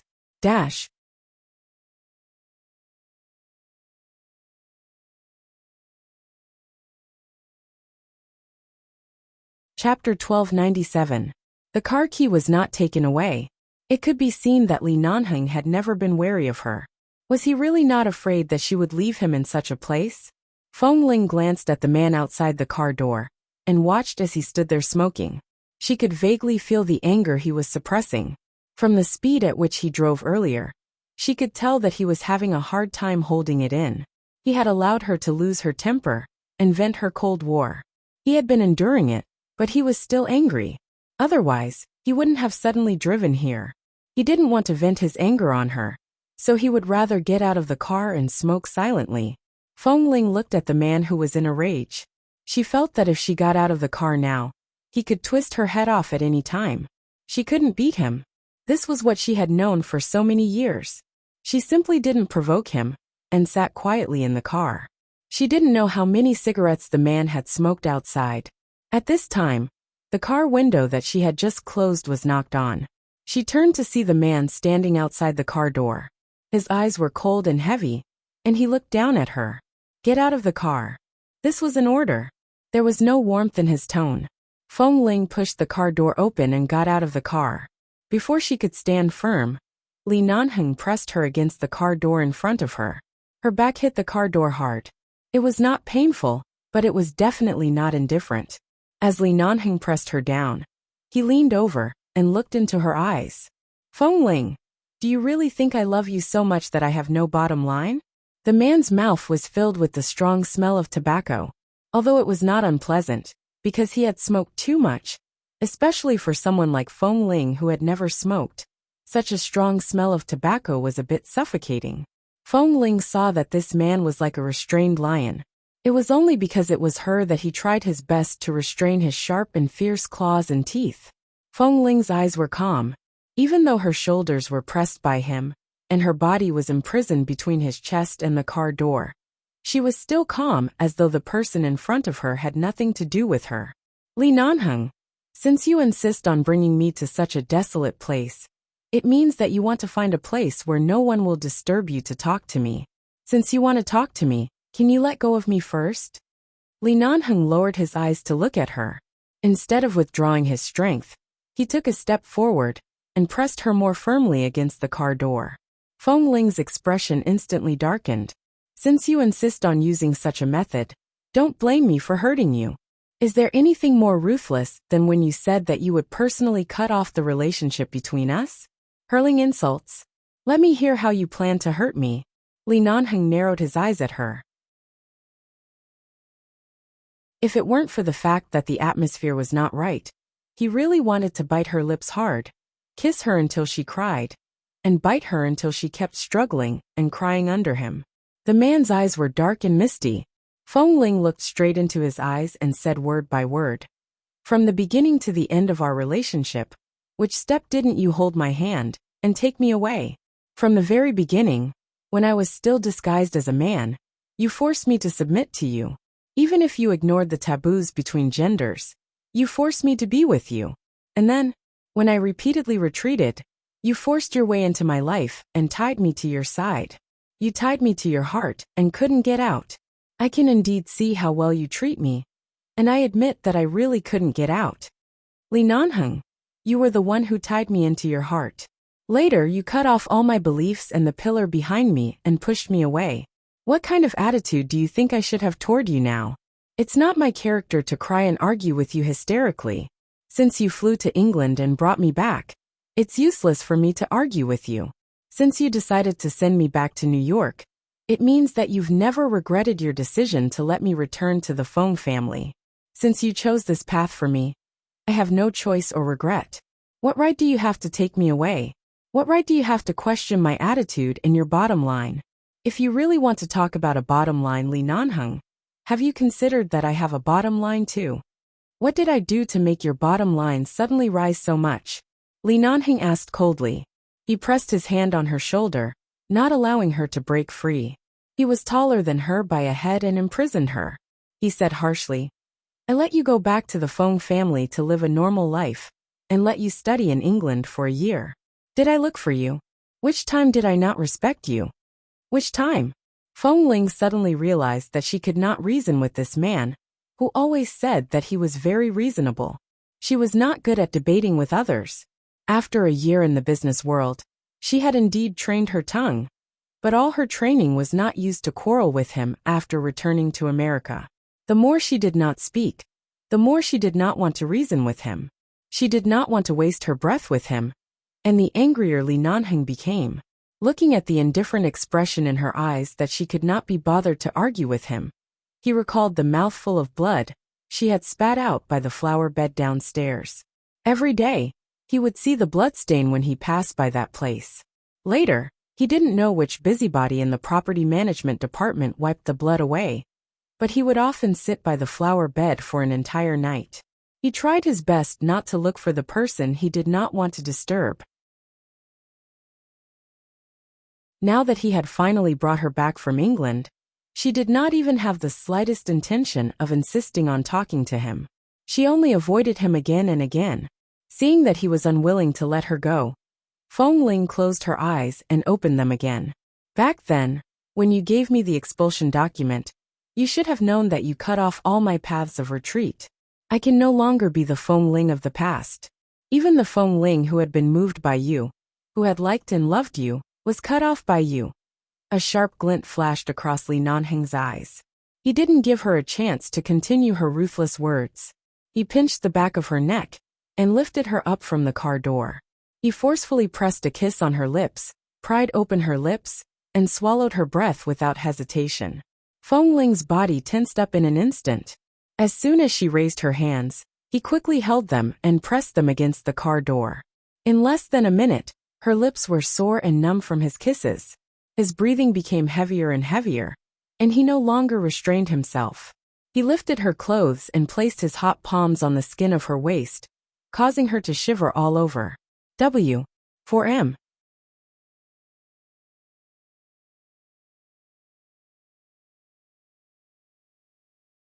Chapter 1298. Li Yu. Li Nanheng. Feng Ling couldn't break free, and could only bite him in the end. However, the man seemed to be really angered by her words. He held her waist firmly and said hoarsely, "Do you mean that I've never respected you? In my life, I've only been careful with you.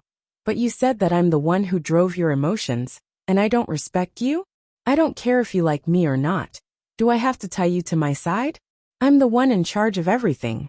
You're unwilling, and you don't like it? You. Li Nanheng took out his hand, abruptly pulled out his belt, and tied Feng Ling's wrist behind her. As Feng Ling widened her eyes in disbelief, he tugged the belt hard, pulled it to the bottom, and tied her wrist in an instant. The back door hadn't closed yet. The man held her waist with one hand and tugged at her clothes with the other. When Feng Ling trembled in anger and was about to bite him, he pressed her into the car. There was no gentleness in this kiss, nor was there any longing or care that he hadn't kissed her for a long time. Instead, with heat and anger, he nibbled on her lips and swallowed all her cries. The hot breath from the man's nose landed on her face. Feng Ling couldn't break free. Several times, she wanted to scold him, but her lips and tongue were blocked by him. Because she struggled hard but couldn't do anything. Her nose was bleeding, and dense beads of sweat were on her nose.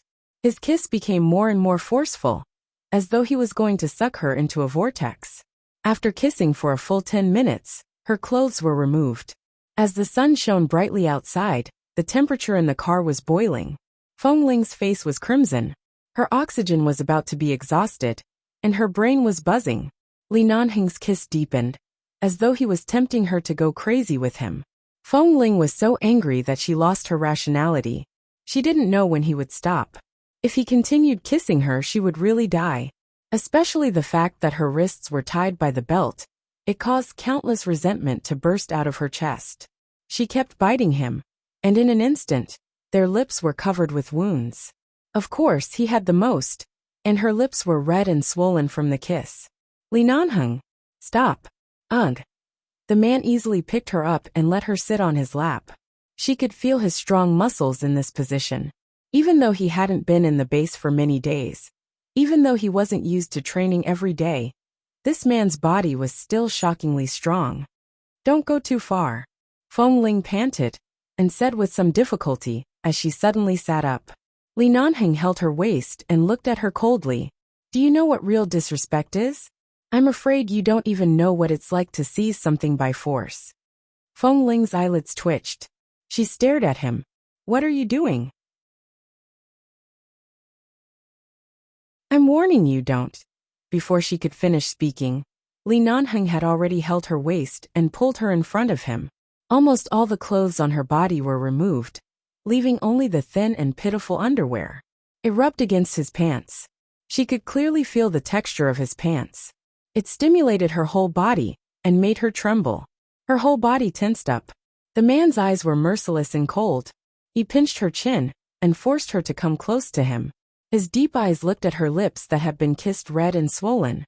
If I don't let you experience it once, I'll be too wronged. Seeing the determination in the man's eyes, Feng Ling's heart skipped a beat.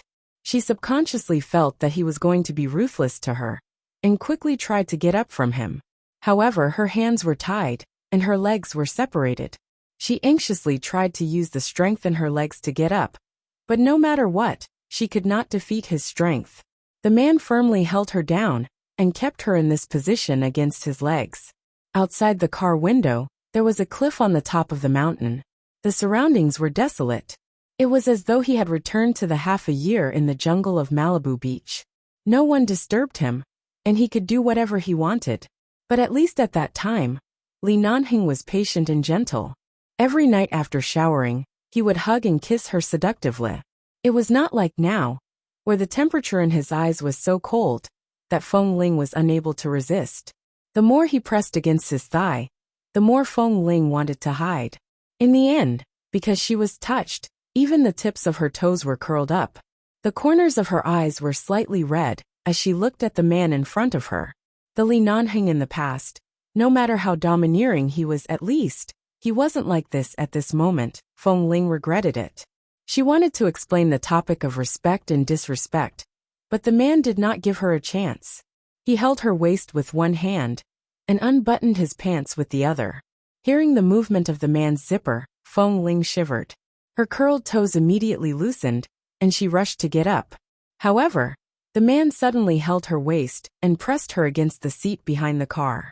There was a lot of space behind the off-road vehicle, but Feng Ling had never thought that one day in the car, he suddenly lowered his waist, showing no mercy. Feng Ling. Her mind was blank, unprepared. She was in so much pain that she did not even have the strength to cry out. She subconsciously turned her head and bit his arm. At this moment, Li Nanheng also bent down to bite her ear. Before she could adapt, he began to move. At the same time, he said ambiguously and hoarsely in her ear, "Do you want to know what disrespect is? I'll let you experience it one by one. What is respect?" When they drove up the mountain, it was still morning, and the sun was rising. When all the madness, passion, crying, and fighting stopped, the sun had already set. Feng Ling was in a sorry state. Her long hair was wrapped around her sweaty neck, and the marks on her body were heavier than before. One look was enough to make her blush, and her heart beat faster. Her legs were so weak that she could not even sit properly. She leaned weakly against the car seat, and there was only a man's coat covering her body. She gripped the coat tightly to cover her body, and her reddened eyes were filled with confusion. Her fingers gripped the coat too hard, and the knuckles between her fingers were pale. There were no cleaning measures in the car. Her clothes were torn and messy inside and outside the car. Li Nanheng's shirt was also messy from her grip. He simply put on his clothes and got out of the car. He knew how frightened and messy the little woman in the car was at this moment. At this moment, the last bit of reason in his mind finally returned. He could not face Feng Ling, who he had held in the palm of his hand for so many years, but in the end, in a rage, he pressed her against the car and bullied her. W4M.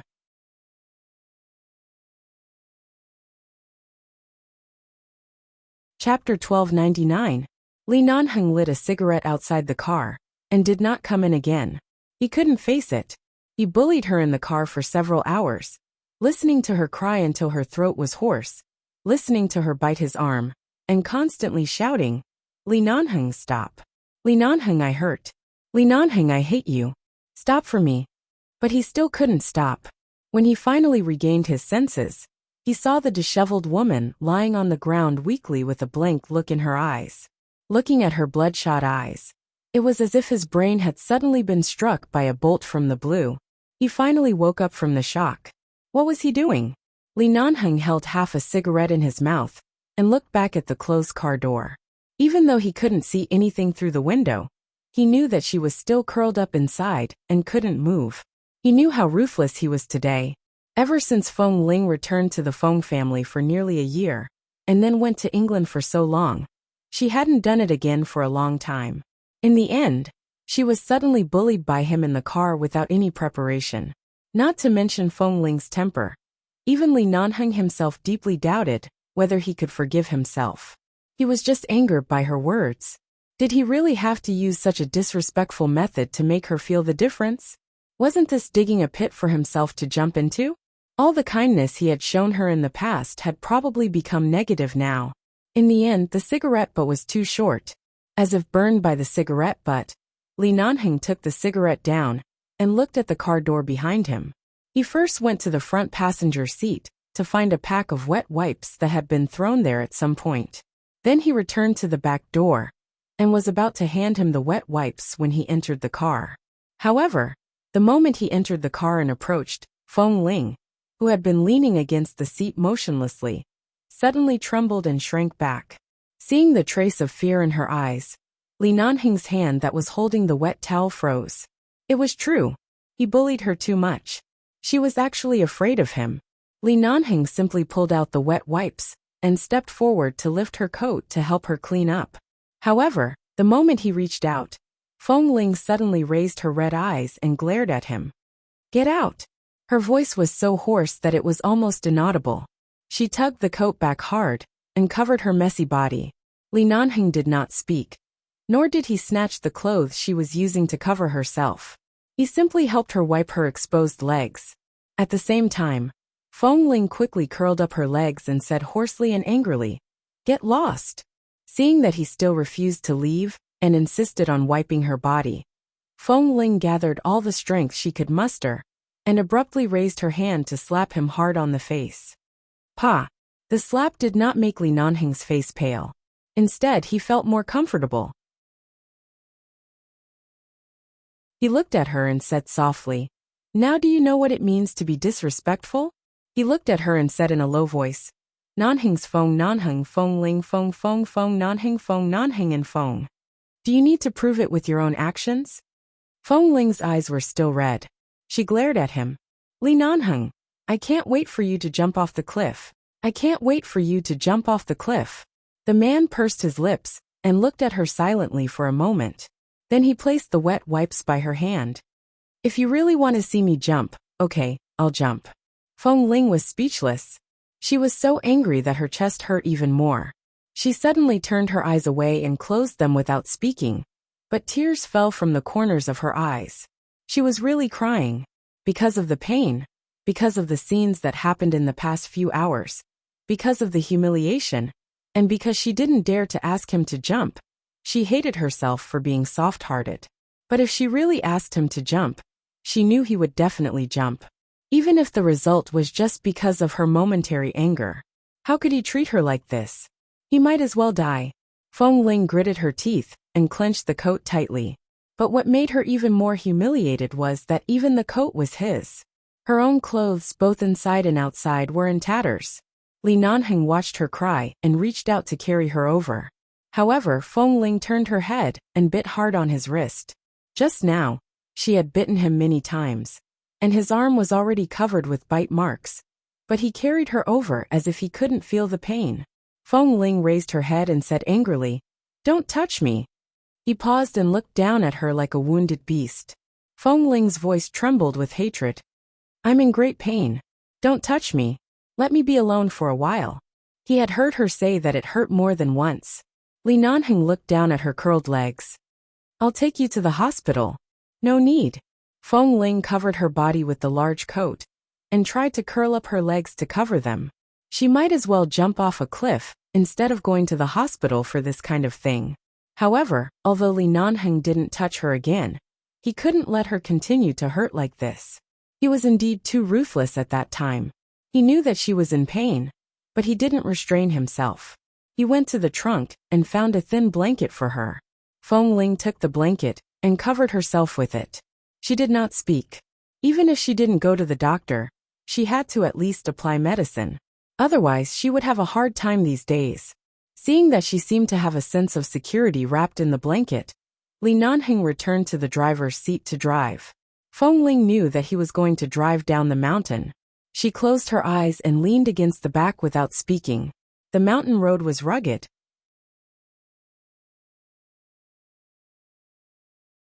Even if they drove up smoothly, it was very difficult to go down the mountain. With Li Nanheng's driving skills, it was easy to stabilize the car and not roll down. However, the car swayed, making Feng Ling, who was not in a good condition, very uncomfortable. She frowned and clutched the blanket on her body with a pale face. She curled up in the back seat and couldn't even make a sound. They finally drove down the mountain and arrived at the intersection of New York City, according to the original route. Xiao Su and the others' car was still there. They had been waiting anxiously. When they saw Boss Li's car finally coming, they were relieved. Li Nanheng looked at Feng Ling through the rearview mirror. After going down the mountain, the road was more stable, and she was no longer in so much pain. However, she still clutched the blanket tightly and looked up at him through the rearview mirror. Her eyes seemed to be able to burn 2 holes in his back and seemed to be warning him. If he dared to let others see her like this, she would never forgive him in this life. Li Nanheng rolled down the car window and asked Xiao Su and the others to wait at the Feng family's home first. He then drove to find a nearby shopping mall. He had to buy a set of clothes for her first.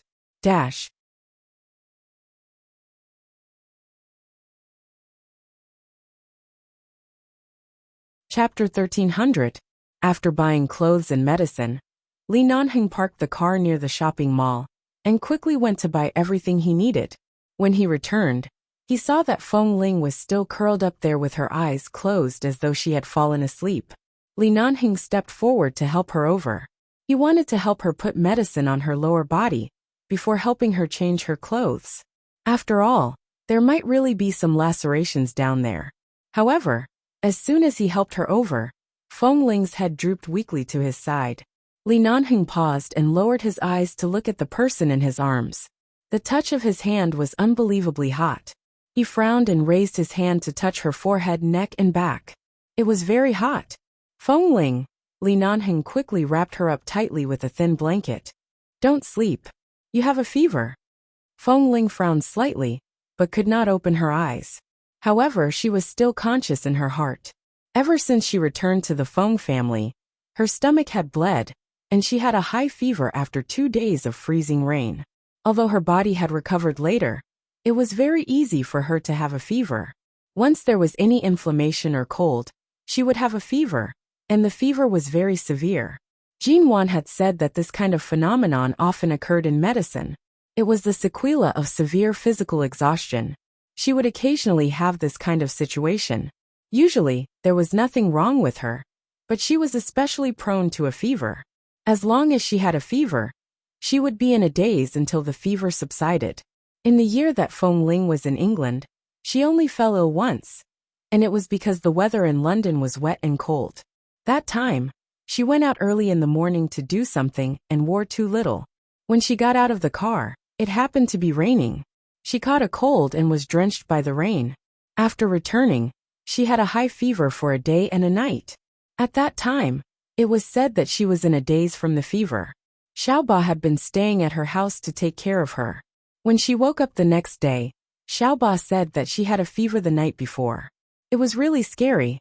She didn't know if her fever was serious or not, but her eyelids were so heavy that she couldn't open them.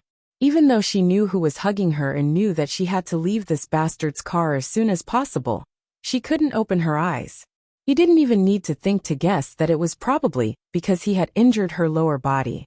It was already difficult to talk about the injury, and now she had a fever. Li Nanheng saw that Feng Ling frowned slightly and knew that she was unwilling to go to the hospital. Although her body temperature was high, it was not too shocking. He simply wrapped her in a thin blanket with his coat, picked up the medicine and clothes, and carried her out of the car. There was a hotel behind. Without saying a word, Li Nanheng carried her into the hotel, booked a room, and placed her on the bed. After lying on the bed, Feng Ling seemed to be more comfortable than in the car, but she still frowned slightly and curled up in the thin blanket. She didn't know how long she was half asleep and half unconscious. Suddenly, she felt as though her body had entered a warm pool. Feng Ling's consciousness could not recover. She only felt as though she was being supported to sit in the bathtub. The warm water surrounded her and made her feel much more comfortable. Her body was gradually cleaned and refreshed. Li Nanheng let Feng Ling sit in the water. After patiently washing her by the bathtub, he wrapped her in a bath towel and carried her out. To prevent her fever from worsening, he placed her in his arms and took the hairdryer to dry her shoulder-length hair. After confirming that her hair was no longer wet, he placed her back on the bed. Her temperature was still very high. He called the hotel staff to buy antipyretic medicine and fed it to her. After drinking the medicine, she fell asleep again. He had to wait for her to sweat and her fever to subside, so he couldn't put on clothes for the time being, and could only let her lie in the blanket. In her dreams, there were all kinds of people. It was what she had seen and heard in England. Feng Ling kept shuttling through the crowd in her dreams. She didn't know if she was looking for something or hiding from something. She just kept walking. When she suddenly bumped into a man's arms, she raised her eyes and saw Li Nanheng's face. Looking at that face, she couldn't remember what had happened. She only saw that the face in front of her eyes became clearer and clearer. It was so clear that her heart trembled. She turned to hide, but this man's face seemed to be everywhere in front of her. She was so angry that she kept running in the crowd, but no matter how far she ran, he was still there. The ghost lingered. In the end, Feng Ling was so angry that she suddenly took out a sniper rifle from her waist and kept shooting at the dozens of identical faces in front of her. Seeing that the faces were pierced by the bullets and exploded, she put down the gun and continued walking. However, as she walked, the faces that she had smashed gathered again and floated in front of her eyes. She was so angry that she raised her gun again and fired again. But the more bullets she fired, the more that bastard Li Nanheng's face gathered in front of her. In fact, this face gradually gathered and turned into a human figure. The scene in front of her suddenly turned into that mountain, and then an off-road vehicle suddenly appeared in front of her. The gun in her hand silently melted. She was pushed into the car by the man who had transformed into her, and her clothes were torn apart. Feng Ling was so shocked that her hair stood on end. For a moment, she couldn't tell if it was a dream or reality. She instinctively kicked hard with her legs. However, with this kick, there seemed to be a hand on her feet that separated her legs. She was still immersed in the dream, and kept struggling until a cold feeling suddenly came from her lower body. She shivered all over, and abruptly pulled herself out of the dream of being pressed down by a man in the car. But for a moment, she couldn't remember where she was. Her eyelids were unbelievably heavy, and only the most sensitive and slightly painful part of her lower body came from that place, which made her feel much more comfortable. After Feng Ling took the medicine and fell asleep, Li Nanheng applied medicine for her. Previously, when he helped her take a bath, he had noticed that her place was indeed red and swollen. When he helped her bathe, he tried not to hurt her. But now he had to help her apply medicine, so it was inevitable that he had to go deeper. At this moment, he saw that there were indeed some tears. Although it was not serious, he could see some faint traces of blood. It was probably because of this that she suddenly had a fever. Li Nanheng carefully helped her apply the ointment with one hand, and firmly held her struggling leg with the other. Feeling that she seemed to be trembling because of this way of applying medicine, he looked up at her face, and saw that her forehead was densely covered with a layer of sweat. Although her body was tense and her toes curled up because of the medicine, she still couldn't open her eyes. W4M.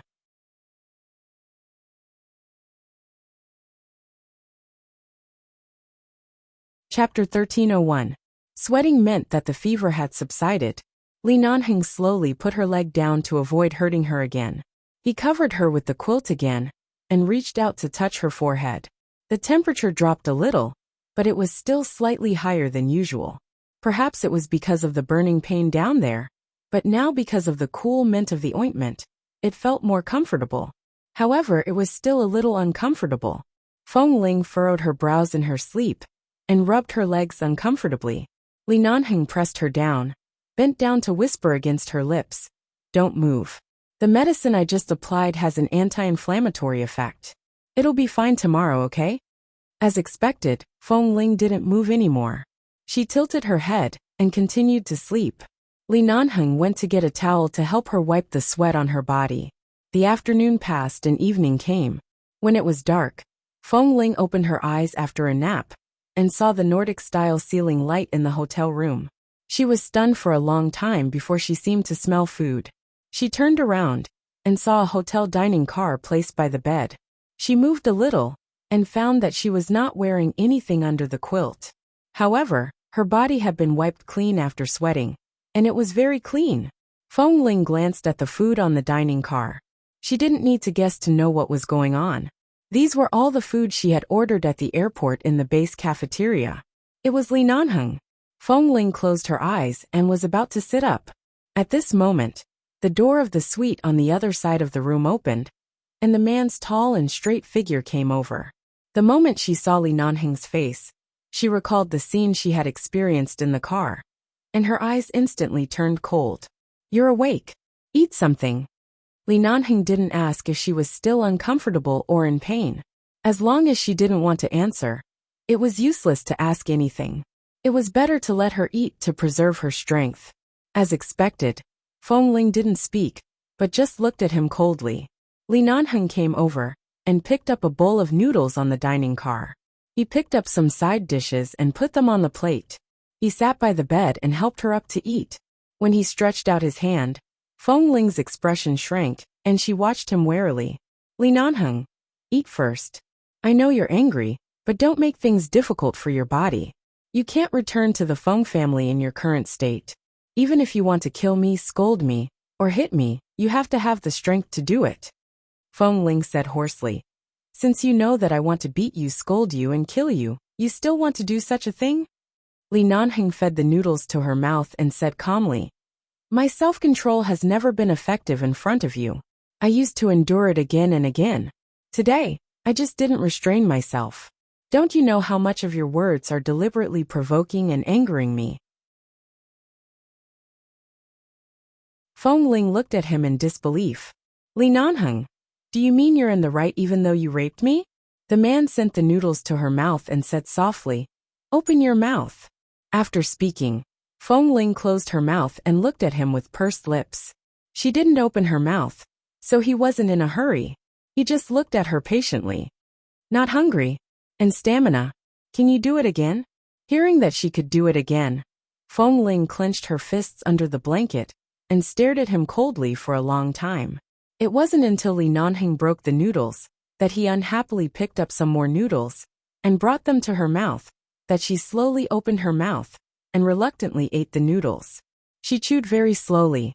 Although the food in this hotel was not bad, the feeling of being fed by Li Nanheng bite by bite and the pain in her lower body, even after being drugged, reminded her how much of a beast this man was in the car on the mountain today. Right, apply the medicine. Although she felt swollen and painful, it was not the kind of burning pain. The thing she felt in her sleep. She suddenly turned to look at the ointment by the side and saw that half of it had been used. He had helped her apply the ointment. He applied the medicine there. Feng Ling's face instantly turned red, and she looked at him in disbelief. Li Nanheng seemed to know what she was thinking and didn't say anything, lest she would be more embarrassed. He continued to feed her until Feng Ling took a few more bites mechanically and picked up a few other dishes she liked to eat and brought them to her mouth. Perhaps it was because these were all her favorite foods in the past, but she hadn't eaten them much in the past year in England. After eating for a while, she finally had an appetite, and Feng Ling no longer resisted. She didn't turn her head away until she was full and refused to eat anymore. Seeing that she was almost full, Li Nanheng let her go and took a tissue to wipe her mouth. If it weren't for the scene that happened on the mountain, Feng Ling would have thought that this man had changed from a domineering demon to a gentle and warm man, just by looking at his patient and gentle side. Unfortunately, it was a pity that even if this man knelt down, he wouldn't be able to erase his beastly behavior today. After eating, get out of bed and see if you feel uncomfortable walking. Apply some medicine before going to bed at night. After using up this small tube of medicine, you should feel much better tomorrow morning. Li Nanheng pushed the dining cart aside and looked at Feng Ling. Give me the medicine. I'll apply it myself. Feng Ling frowned. Li Nanheng's cold brows moved. How are you going to do it yourself? Can you find it yourself? Can you see it? Feng Ling, it's not the first time. We were together many times when we were good. It's not like I didn't help you bathe in the jungle. I've seen everything that shouldn't be seen. Li Nanheng picked up the tube of medicine again and looked at it. At the same time he said, This medicine needs to be applied carefully and evenly. Are you sure you want to do it yourself? Feng Ling expressionlessly snatched the tube of medicine from his hand and lowered her head to look at the dense English words on it. She was sure that he was right. She did need to apply it evenly and apply it to all the wounds inside. If it was her, she would not be able to do it herself. At the thought of how the man didn't take her to the hospital, but went to the pharmacy to buy this medicine, she felt embarrassed. She simply threw the medicine back into his hand and didn't say anything. She leaned back on the bed and said, Give me your phone. Li Nanheng stood up, took her phone, and handed it to her. Feng Ling took it and did not even look at him. Right now, she really couldn't go back to the Feng family. Her grandparents missed her every day. If she went back in such a sickly state, the two elders would probably be anxious again. She could only go back tomorrow, when she was in a better state. She picked up her phone and saw that there were several missed calls. One was from Mr. Zand, 2 were from Jean Wan, and 2 were from Mr. Ian. There were also some unread text messages, mixed with Xiaoba's text messages. W. 4M.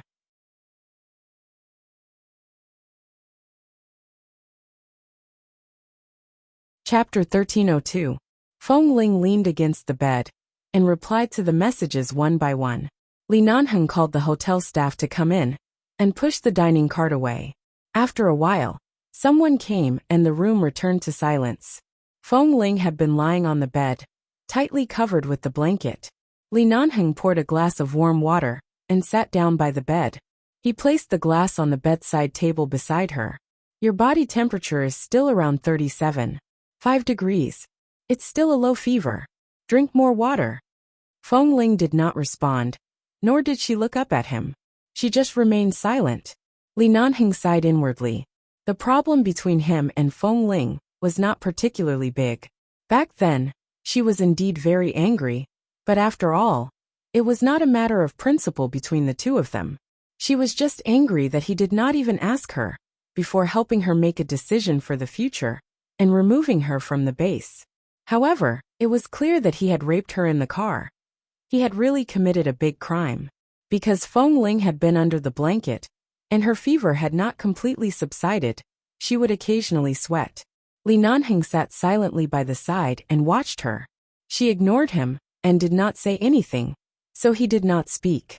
Until he caught a glimpse of her sweating again, her long hair poking at her neck and shoulders, because she was sitting on the edge of the bed. Although the hair around her neck looked particularly charming to men, it looked more like she should not be too comfortable. In the past, Feng Ling had short hair. When she was in the jungle, her hair was just over her chin. Now that her hair was considered long, Li Nanheng had never seen it on her. She kept looking at her phone. He watched her for a while and saw that she occasionally raised her hand to push the hair on her neck back. After doing this 2 or 3 times, Li Nanheng got up and left. Feng Ling didn't care where he went. After resting here for a night, she would return to the Feng family tomorrow and have nothing to do with him. After about 10 minutes, Li Nanheng returned. Feng Ling did not even look at him until the man walked back to the bed and said, "Sit up." Feng Ling looked up at him. "What are you doing?" However, he still subconsciously sat up from the bed. At this moment, the man walked around the side of the bed, leaned over, and lifted her hair that was always poking at her neck because of her sweat. Then she felt the man's somewhat clumsy movements as he helped her comb her hair. Feng Ling seemed to hear the sound of a rubber band being tossed back and forth in the man's hand. However, after fiddling with it for a long time, he still failed to help her tie her hair up. "Feng Ling, Li Nanheng, what are you doing?" She couldn't help asking coldly. After being tortured by her hair for a few minutes, the man still couldn't tie his hair into a proper ponytail. His cold brows furrowed, as if he had encountered an epic problem. He said, "I saw that your hair was poking at your neck, so I wanted to help you comb your hair. How do you use this thing?" Feng Ling. Jin Wan had once used Li Nanheng to describe a straight man. Now she finally understood. Li Nanheng, who usually dealt with the internal and external injuries of various members of the base, and could even wrap bandages like a doctor, was defeated by a rubber band that only women would use. So he went out just now to help her find something to comb her hair? Feng Ling raised her hand and took the rubber band from his hand. She said expressionlessly, "Let go of my hair. I'll do it myself." Hearing this, Li Nanheng seemed to be liberated and quickly let go. Then he saw Feng Ling skillfully comb the soft hair behind her head. The rubber band that was as difficult as ascending to heaven in his hands was casually done in her hands. After her hair was done, her neck was clean and comfortable. Feng Ling picked up her phone again and turned back to look at the man standing by the bed. He knew that he had done something wrong. Step by step to atone for his sins? What was the use? Feng Ling still ignored him, but when she sat back on the bed, she raised her head and tucked her hair behind her ear. Suddenly, she felt that when her hair was particularly short, she had never had this kind of trouble because of long hair. This was the first time she had combed her hair like this in front of Li Nanheng. She glanced at him again and asked, "Where did you get the rubber band?" "When I went downstairs, I met a 4-year-old girl who happened to be holding a bag of newly bought rubber bands. I bought a mini doll from the shopping cabinet in the hotel lobby for her and asked her to give me a rubber band," Li Nanheng said and sat back on the bed. A rubber band didn't even cost 50 cents. Generally, the The things in the shopping cabinets in the hotel lobby were very expensive, and the original mini doll cost at least hundreds of yuan. Feng Ling was speechless about the rubber band on her head that was worth hundreds of yuan. Mr. Li's equivalent exchange is really unusual, Feng Ling said mildly and sarcastically. Feng Ling's tone was indifferent, and she said mockingly, "But at least you know to exchange something with that little girl instead of shooting her. It seems that you're not as thorough as a beast." Li Nanheng's expression darkened. From today onwards, this woman had really equated him with a psychopath who would forcibly seize things from others. He was not annoyed. He picked up the tube of ointment. "I see that you've been looking at your phone idly. I think you're going to sleep soon. Why don't you apply the ointment again?" As soon as she heard that he wanted to apply the ointment, Feng Ling's slightly cold and mocking manner instantly disappeared, and she looked at him with a tense expression. Li Nanheng played with the tube of ointment and looked straight into her eyes with a faint smile.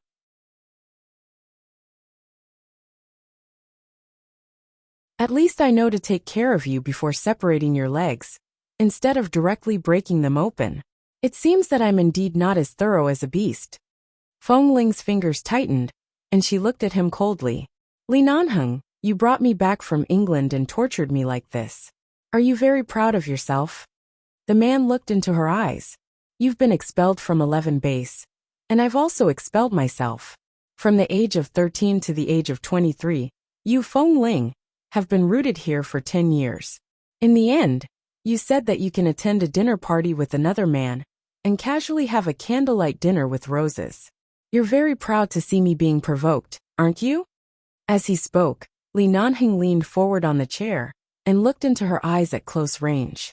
"I've loved you for 10 years. Did I agree to break up with you just because you said so? Li Ha. Daddy T_T. I'm already working hard to atone for my sins. Yesterday, I really couldn't hold it in. Please forgive me, Daddy. It's the beginning of the month. Please throw the monthly ticket at me. Please, please, please. W. 4M.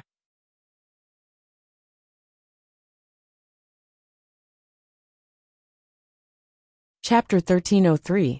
I've loved you for 10 years. Did I agree to break up with you just because you said so?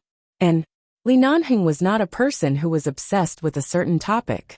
After speaking, he got up to answer the phone, and did not mention it again after returning. On the contrary, when Feng Ling slept at night, the moment she closed her eyes, these words echoed in her ears. In the middle of the night, the room was very quiet. This bed was very big, but Li Nanheng did not want to provoke her anymore, so he simply let her sleep alone. He sat on the sofa by the window and fell asleep at some point. Feng Ling had a dream. She dreamed of the 10 years after she met Li Nanheng in the orphanage. After waking up, she could not fall asleep. She sat up on the bed and looked at the man who had fallen asleep on the sofa. After watching for a while, she lowered her eyes, lifted the blanket, and got out of bed. She walked over and stood in front of the man, watching him sitting there sleeping. After watching for a long time, she picked up the thin blanket on the other side of the sofa and gently covered him. After covering him, she leaned over and watched the man with his eyes closed. "Li Nanheng, I once spent so many years in 11 base. I thought I would take root there, but in the end, that path was still broken. I have no way back." Feng Ling looked at his sleeping face and said quietly and lightly, "You were the one who helped me choose this path. I can't give up halfway. I want to go back and be the towering tree of the Feng family as you wish. I don't know if I can support the Feng family, but I will work hard." After speaking, Feng Ling turned to pick up her clothes and change. She then picked up her phone and his electronic car key and left the hotel. She went to the car to retrieve her luggage, passport, and other things. Then she placed the electronic car key at the front desk of the hotel and asked them to return it to Li Nanheng. When Feng Ling left the hotel room, it was 2:30 in the morning. She put on her clothes and went out. When the door opened and closed, the man on the sofa slowly opened his eyes. Feng Ling sat in the taxi. The sky outside was still dark. After all, the sky had not brightened yet. Unknowingly, dawn was approaching.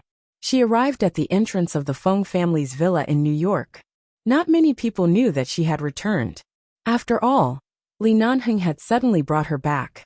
The Feng family members were even more clueless. She didn't want to disturb everyone's rest, so she got out of the car alone with her suitcase. When she walked into the Feng family's door, Auntie Mai, who had woken up early to prepare breakfast with the servants, saw her. She immediately thought that she had seen wrongly and called out in disbelief. "Second miss?" At the same time, a person walked down the stairs from the second floor. Qin Shuk had been studying abroad for the past 2 years and had just returned to America. She had yet to recover from the jet lag and had woken up very early. As she went downstairs, she yawned and rubbed her eyes. All of a sudden, she heard Auntie Mai's scream and her hand trembled. She abruptly put down her hand and met Feng Ling's gaze. Looking at Feng Ling, who had long hair and was dressed in women's clothes, Qin Shuk staggered and almost fell down the stairs. Her eyes widened. "Ah, you." When she heard that Feng Ling was a woman and the second daughter of the Feng family, she didn't believe it. However, there had been too many complicated things happening in the Feng family in the past 2 years, so she couldn't comment too much. She just stayed here for a few days after returning to China. After all, when she was young, she often hung out with Qin Xiu's mother and the 2 elders of the Feng family. Even though her surname was Qin, she was only a cousin, but she had always been very familiar with the Feng family. She was even more familiar with them than her own family. Now that she suddenly saw a living Feng Ling in women's clothes, Qin Shuk was so shocked that she couldn't close her mouth for a long time. She stared blankly at her, looking at her from head to toe, and then from toe to head several times. Feng Ling shifted her gaze away from Qin Shuk and nodded at Auntie Mai. "I rushed back overnight and didn't inform anyone. We'll talk about it after Grandpa and Grandma wake up. You can do whatever you need to do. Don't worry about me. Aya, give me your luggage first. You must be tired after coming back so late. Hurry back to your room to rest or sit for a while. When the 2 elders wake up, let's eat breakfast." "Second miss, this is your first breakfast. The preparations we've prepared are too simple. Wait until noon or evening. Auntie Mai returned to her senses and quickly stepped forward to take the suitcase from Feng Ling's hand. The old master and the old madam are old and usually wake up very early. They should be awake soon. Give me your luggage first. We've prepared too simple. Wait for noon or evening. No need, Auntie Mai. I'm not picky." Feng Ling smiled at her. She knew that the people of the Feng family were truly good to her. When she first returned to the Feng family, she was still a little distant. However, as time passed, because she could feel that they were sincere to her, she gradually integrated into this family and got along well with Auntie Mai. Auntie Mai was a little excited. She raised her hand to wipe the tears from the corner of her eyes. "Second miss, it's not easy for you. You left home for 20 years at such a young age. As soon as you returned home, you had to shoulder such a heavy burden. Before you could enjoy the warmth of your family, you were sent to England to study. Now that you're finally back, can you finally have a good rest? Young people have limitless prospects. Don't work too hard." Feng Ling nodded. "Thank you, Auntie Mai. I'll rest at home for a few days. Don't worry." Okay. I'll go prepare breakfast." Auntie Mai chuckled and quickly turned to go to the kitchen. She turned to see that the Qin family's young lady was still in a daze on the stairs. She could tell that her eyes were only filled with surprise. She smiled and went to do her own things. At this moment, Feng Ling turned to look at Qin Shuk. Qin Shuk widened her eyes for a long time. Seeing that she finally had a chance to interrupt, she quickly raised her hand and stared at him in surprise. You. Feng Ling tilted her head slightly and glanced at her with a faint smile. "Miss Qin, long time no see." Seeing that Feng Ling was actually smiling, Qin Shuk instantly raised her hand to cover her chest. "Oh my God, you actually know how to smile." Feng Ling. Why couldn't she smile? "But you're really a woman," Qin Shuk exclaimed as she walked down quickly. She walked up to Feng Ling and circled around her several times. She sized her up. TSK, you're really a woman. And you know how to smile. You're so beautiful. If you were still the little brother I liked, I would have fainted on the spot if you smiled at me like that. But you're actually a woman.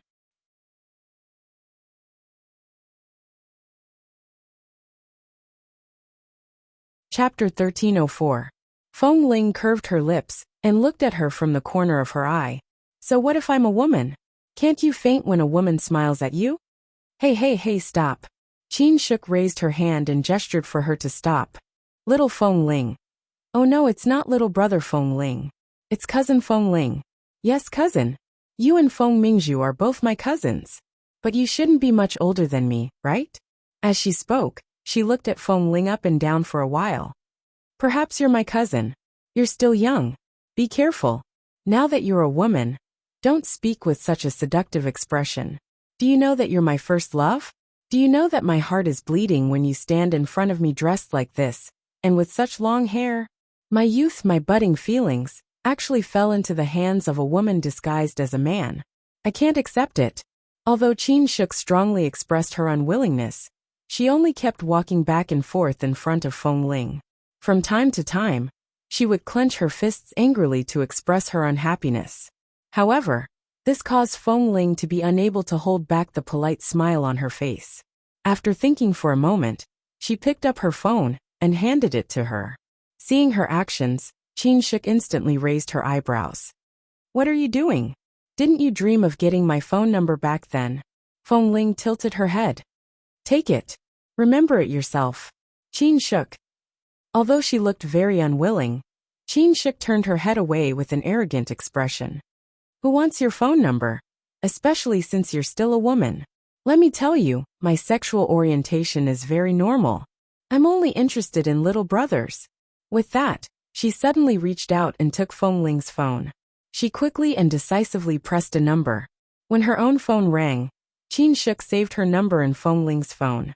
The name saved in the address book was the invincible beautiful little cutie Qin Shuk. Feng Ling. After that, Feng Ling returned to her room. Qin Shuk was still unwilling to give up, and kept asking her when she was born. She had been wondering whether Feng Ling was her cousin or her cousin. When the old man and the old lady woke up and saw that Feng Ling had returned, they were extremely excited and rushed to Feng Ling's room to talk to her. Qin Shuk could not interrupt and could only sit by the side and stare at Feng Ling from time to time, occasionally adding a sentence. When it was time for breakfast, Qin Shuk took the opportunity to ask about Feng Ling's real birthday. In the end, when she learned that Feng Ling was half a year older than her, she immediately held her chin with one hand and sighed. Oh, so you still have to call me cousin. Back then, Feng Ling didn't particularly dislike Qin Shuk, this enthusiastic little girl. This kind of straightforward person made people feel relaxed.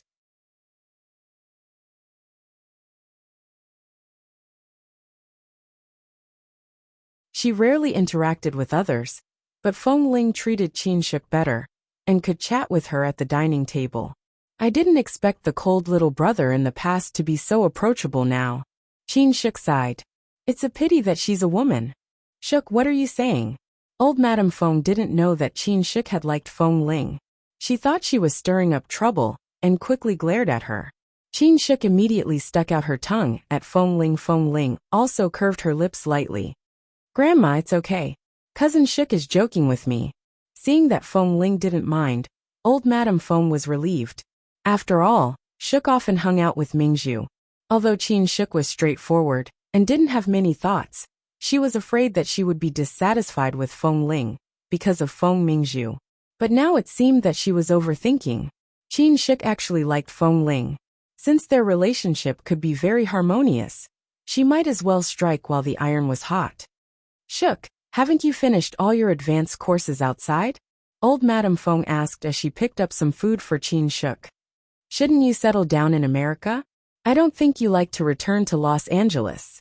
Why don't you find something to do in New York? Qin Shuk raised her brows. Sure. I don't want to go back to Los Angeles anyway. My parents are too naggy. They've been nagging me since I was young. I still want to be outside by myself. Grandmother Feng nodded and turned to look at Feng Ling, who was eating quietly. Shuko also majored in business. If you take over the Feng family's companies, she can help you. You two little sisters can help each other. This way it's better than going alone.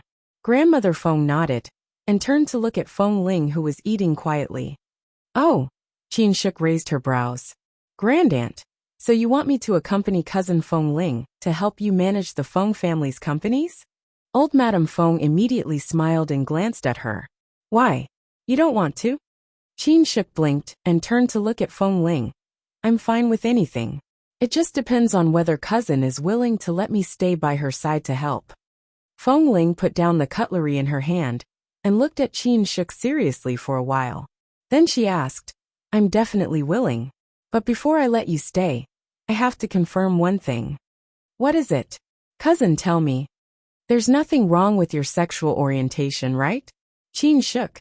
Grandfather Feng and Grandmother Feng. Qin Shuk rolled her eyes at the plate in front of her. Don't worry, I like men. And then let's go together. Feng Ling looked calm. Qin Shuk rolled her eyes at him again and gritted her teeth. How infuriating. Why did she give Feng Ling the impression that she was a lesbian? She definitely only liked men, okay? Back then, she liked the little brother version of Feng Ling.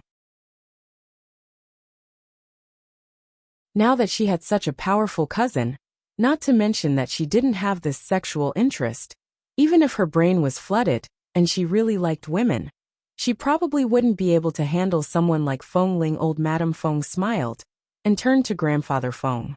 Young people nowadays talk about things we don't understand, haha. Grandfather Feng also looked at Feng Ling with a smile.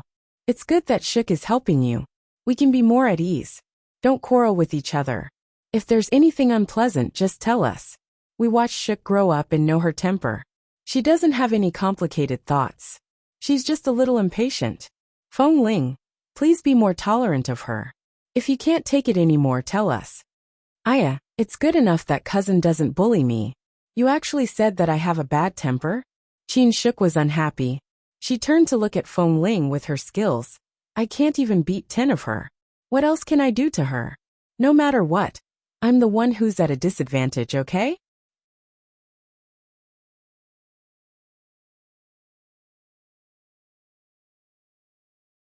Chapter 1305. Feng Ling smiled. I won't hit you. Look. Her words are clearly a threat. She's reminding me that she really knows how to hit people. Qin Shuk really couldn't eat anymore. She came from 11 base. Great aunt. I'm the one who you have to stand up for. It's me. It's not her. All right. Matriarch Feng couldn't stop laughing. I think the two of you will get along very well in the future. I don't care anymore. Go deal with the relationship between you two sisters. Let's eat. Qin Shuk picked up the cutlery again and glared at Feng Ling across the table. Feng Ling only smiled and ignored her occasional childish temper. Feng Ling rested for a day at the Feng family's residence and went to the companies under the Feng Corporation's name in New York the next day. As the Feng family's business had failed in recent years, there were many small companies that needed to be integrated. In the past, it was the Feng Corporation, but now it was just a bunch of small companies. Some made money and some did not.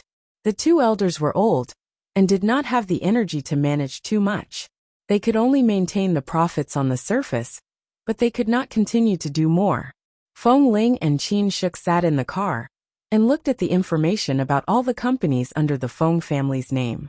The driver sent by the Feng family drove quietly in front.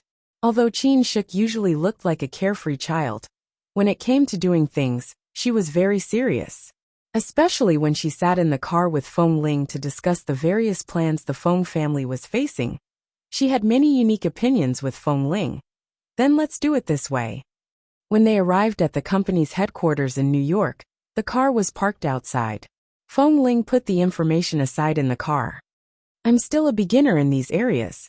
I'm not like you, who have studied business and finance for many years. Furthermore, you've studied abroad and have practical experience. The two of us will follow the plan step by step. First, we'll transfer the company's management, and then we'll start step by step. All right, didn't you study in London for a long time? What I've learned in the past 5 years can't even compare to what you've learned in the outside world for a year. Let's support each other a little. There's absolutely no problem. Qin Shuk blinked at her. One is quiet, one is active. Even when we go out to discuss clients, we can complement each other. Don't worry. I'll definitely stand on the same side as you and help you take back all the power of the Feng Corporation. Feng Ling smiled. Then how should I thank you? I remember that apart from Li Nanheng, there was a little brother who often appeared with you, right? Qin Shuk whispered into Feng Ling's ear. That little brother is also quite handsome, but compared to you in men's clothes, he's still inferior. But in the end, you're a woman. You're beautiful to the bone and not the skin. It's only natural that you're inferior to him. Thinking about it, that little brother's looks are not bad and his personality is also good. Introduce him to me later. Feng Ling. She tried her best to recall and felt that the person Qin Shuk was talking about was Kay. Feng Ling smiled. All right, you have good taste. I'll find a chance to introduce you. Deal. Let's go. I'll accompany you to the Feng Corporation to kill the enemy. 10 months. From the time Feng Ling returned to America to taking over all the businesses under the Feng family, she spent 3 months to take back the power of the company and reorganize the company into a corporation. She spent another 2 months to change the company from inside to outside, replacing it with a group of people who were capable and obedient. She also asked for the resignation of all the old people who were domineering in the company. She spent a total of 10 months to finally gain a foothold in the Feng Corporation. The companies under the Feng Corporation had also returned to the right track a few months ago. In the company, Feng Ling was looking at a financial data. She recalled some of Jin Wan's habits of checking the financial accounts and imitated her. She didn't expect it to be useful. This way of checking the accounts was very effective. All the loopholes could be seen at a glance. Qin Shuk came in with a tablet and read the media's awards for the Feng Corporation's outstanding performance this year. No one dares to believe that a person who has never come into contact with business can stand firm in the business world with such a terrifying momentum. There are all kinds of rumors about this woman named Feng Ling. It's said that she was once the daughter of the Feng family who was lost outside. Later. What's the point of reading these gossip news every day? Feng Ling continued to look at her financial report without looking up. These media outlets have made up all kinds of stories about you. I'm reading the different versions of you written by these people every day. Qin Shuk walked over with a smile and put down the tablet. By the way, when you were answering the internal call in the office, another call came in. It seems to be from the Dr. Qin you mentioned before. Speaking of this Dr. Qin, I've heard you mention him a few times. His surname is also Qin. Hey, should you introduce him to me one day? It's not easy to meet someone with the same surname in America. Hearing that it was Dr. Qin, Feng Ling raised her head and glanced at her. Dr. Qin, don't even think about it. It's impossible for him to be with you. Tisk, I've been thinking about seducing little brother K. How could I seduce Dr. Qin? I like all kinds of little brothers, but I also have my principles, okay? Qin Shuk rolled her eyes at her and looked at the time. Dr. Qin called about 10 minutes ago. Do you want to call him back? And I'll call back later. Feng Ling lowered her head to look at the report again. Qin Shuk had pulled her long hair to do a new style not long ago.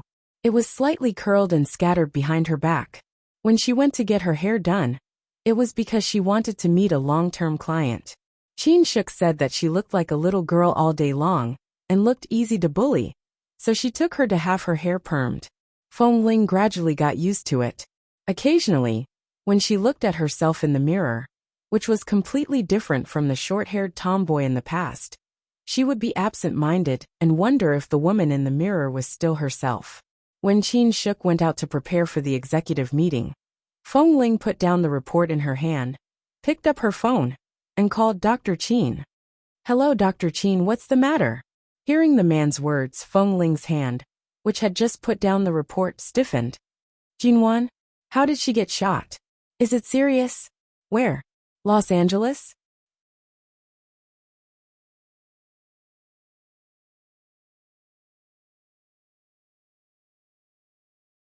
Chapter 1306.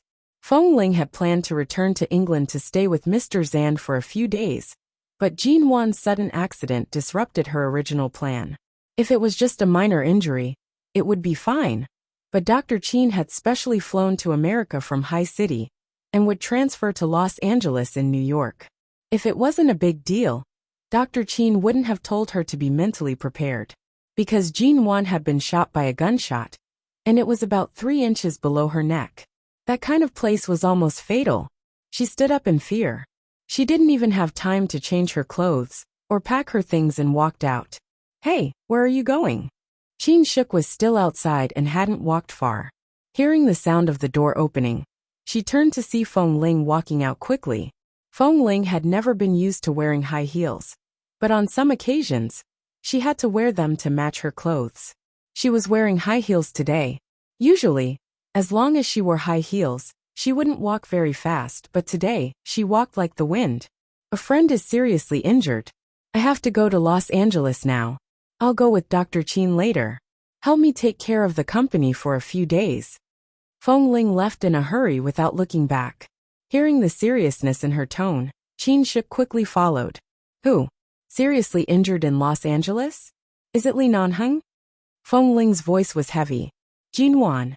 Chin Shuk paused in her steps. Jin Wan. No wonder Feng Ling was so anxious.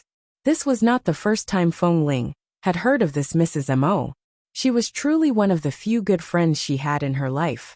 Knowing that Chin Shuk was very reliable, Feng Ling was very relieved about New York. She went to the underground parking lot, changed into flat shoes in the car, and drove all the way to the airport. When she arrived at the airport, Chin Sighting had just gotten off the plane and was preparing to go to Los Angeles. The two of them met and didn't have time to exchange pleasantries. They chose the nearest flight together. In the waiting hall, Feng Ling was still answering a call from the company. Chin Sighting went to buy 2 cups of coffee. Seeing that Feng Ling was busy, he didn't say much. He glanced at the time and saw that there was still half an hour before boarding time. He placed the coffee in his hand on the seat next to her. Feng Ling put down the phone and turned to look at the coffee by the side. She then glanced at Chin Sighting. Sorry, Dr. Chin. I have something to do at the company.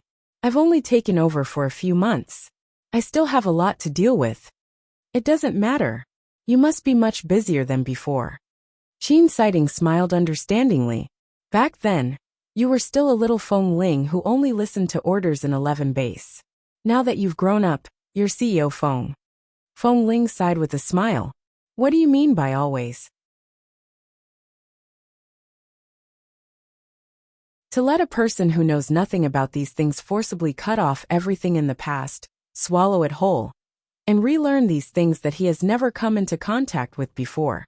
To me, it's just a heavy burden that I have no choice but to carry on my shoulders. Chin Sighting held the coffee in his hand and was not in a hurry to drink it.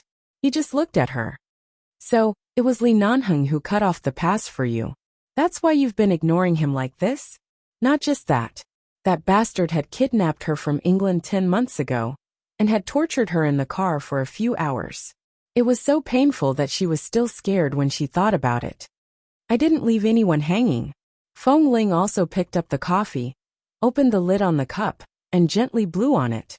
Her movements were quiet and natural. And then she curved her lips, but the smile did not reach her eyes. But after all, he was the one who helped me choose this path. Returning to the Feng family and returning to New York are all according to the path I have to take now. If I give up halfway because of him, or if he regrets halfway and comes to disturb my current life, then I'm afraid there's something wrong with his IQ. Of course, she knew what Li Nanheng was thinking. She didn't do anything, nor did she make a fuss in front of him. She just followed the path that he had chosen for her and walked on it. As for Li Nanheng, he just swallowed his blood. He couldn't see or touch it. He could suffocate to death every day. What was there to be angry about? This silent punishment was enough. Feng Ling took a sip of coffee and didn't want to talk about Li Nanheng anymore. She only asked, "What do you think about Jin Wan's injury?" "I've called a friend in the hospital where she is now. She is injured in the head and the central nervous system of her spine." When Chin Sighting mentioned Jin Wan, his expression became slightly serious. After all, it was really a matter of life and death. "I'm not optimistic about the current emergency treatment. It's very likely that she won't be able to survive. Hearing this, Feng Ling's brows furrowed imperceptibly, and her grip on the coffee cup tightened. Early in the morning, Qin Sighting, who flew from New York to Los Angeles overnight, rushed to the hospital. The lights in the emergency room were on until the next morning. When Qin Sighting arrived, Jinwan had not come out of the emergency room. How long has she been in there? Qin Sighting walked over and asked. Li Nanheng held a cigarette in his hand, but he didn't smoke it. He just sat here with Mo Jingshan all night. He glanced at Qin Sighting and said lightly, "It's been more than 12 hours. 12 hours? She hadn't been declared dead yet. Under normal circumstances, it might be possible to save her. Otherwise, she wouldn't have lasted so long." Qin Sighting nodded. When I saved your life with Dr. Wendell in Los Angeles, Dr. Wendell was very skilled in removing bullets from dangerous parts. At that time, I just cooperated with him in the operating room. Now even without me, I believe he has enough ability to save Jinwan. After all, it's been so long, and he hasn't given up yet. Let's wait a little longer. Although Li Nanheng's skills were excellent, he had participated in countless missions in 11 base and suffered many injuries. He had experienced life and death more than once or twice. Even he couldn't remember how many times this Dr. Wendell in Los Angeles had helped him remove bullets. Am I the one in a hurry now? Li Nanheng pointed with his chin in the direction of the stone, on the bench outside the emergency room. Mo Jingshan was stained with Jinwan's blood, which had dried up, but he hadn't been pushed out yet. Just overnight, Mo Jingshan's chin had some stubble, and his body was covered with blood. He was so miserable that even Qin Sighting couldn't recognize him. When the doctor finally came out and announced the success of the operation, but Mo Jingshan was still in a very critical period, and had to be sent directly to the ICU, and couldn't be visited for the time being. Everyone outside, although they didn't say much, was obviously relieved. At least the operation was successful. It was much better to survive the critical period than to be declared dead on the spot. In this way, at least Jinwan could survive a few more days with her own vitality. W. 4M.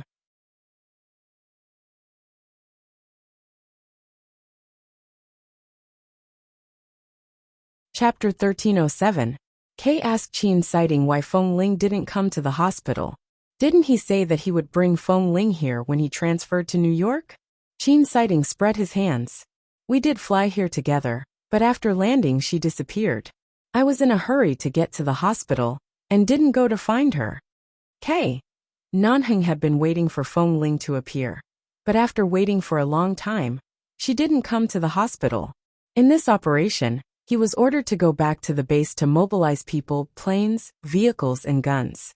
After all, Nanheng had personally dealt with the things in Cambodia, and now he had to go back to Atuda himself. After Jinwan was injured, Atuda had been caught and locked up in the base. Now there was no time to waste, and he should go back to the base. But he had received accurate information that Feng Ling would come with Qin Sighting this morning. But she didn't show up. Time passed bit by bit, and Jinwan had been sent to the ICU ward. It was quiet outside the emergency room. Li Nanheng stared at the door of the hospital. Under the repeated urging of the base, he threw his cell phone into his pocket and left expressionlessly. However, less than 5 minutes after Li Nanheng left the hospital, a slender figure in a black wraparound dress appeared in front of the hospital. Seeing that Li Nanheng's car had gone far away, she entered the hospital. Feng Ling was still wearing the clothes she had worn in the company. She wore a black O-style suit jacket outside the wraparound dress. She didn't deliberately hide from Li Nanheng, but after getting off the plane, she received a call from the company. There was a very serious personnel change that needed her to hold a meeting immediately.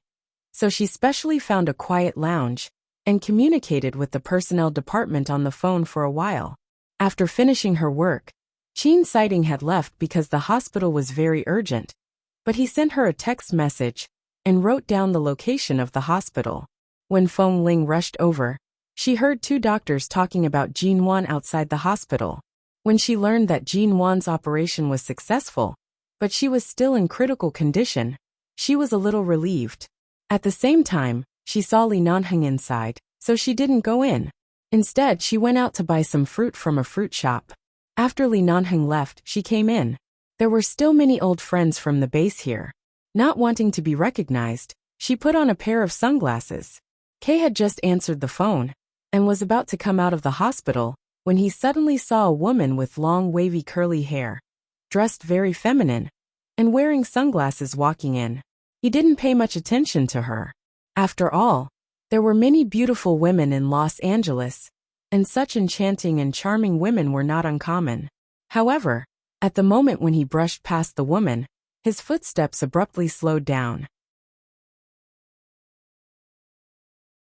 As if struck by lightning, he stiffly turned around to look at the back of the woman, who was somewhat strange, but also extremely familiar to him. He asked in surprise, "Feng Ling, you can even recognize me like this?" They had indeed grown up together. They were too familiar with each other. Feng Ling felt helpless. She turned her head and smiled at Kay. Kay immediately let out a F***CK, and his eyes almost popped out of their sockets. Damn it. Feng Ling had sneaked into their base since she was 13 years old. They had been through life and death together for 10 years. Even if he later found out that Feng Ling was a woman, he wouldn't be as surprised as he was now. When had he ever seen Feng Ling so feminine? Was this really Feng Ling? There were times when they hadn't seen each other for a long time. But at that time, she was still her. But now her entire aura had changed completely. 2 years ago, Kay also saw that Feng Ling's hair had grown a lot, but it was still very natural. For these old friends in the base, it was not too strange. But now Feng Ling, her hair reached her shoulders.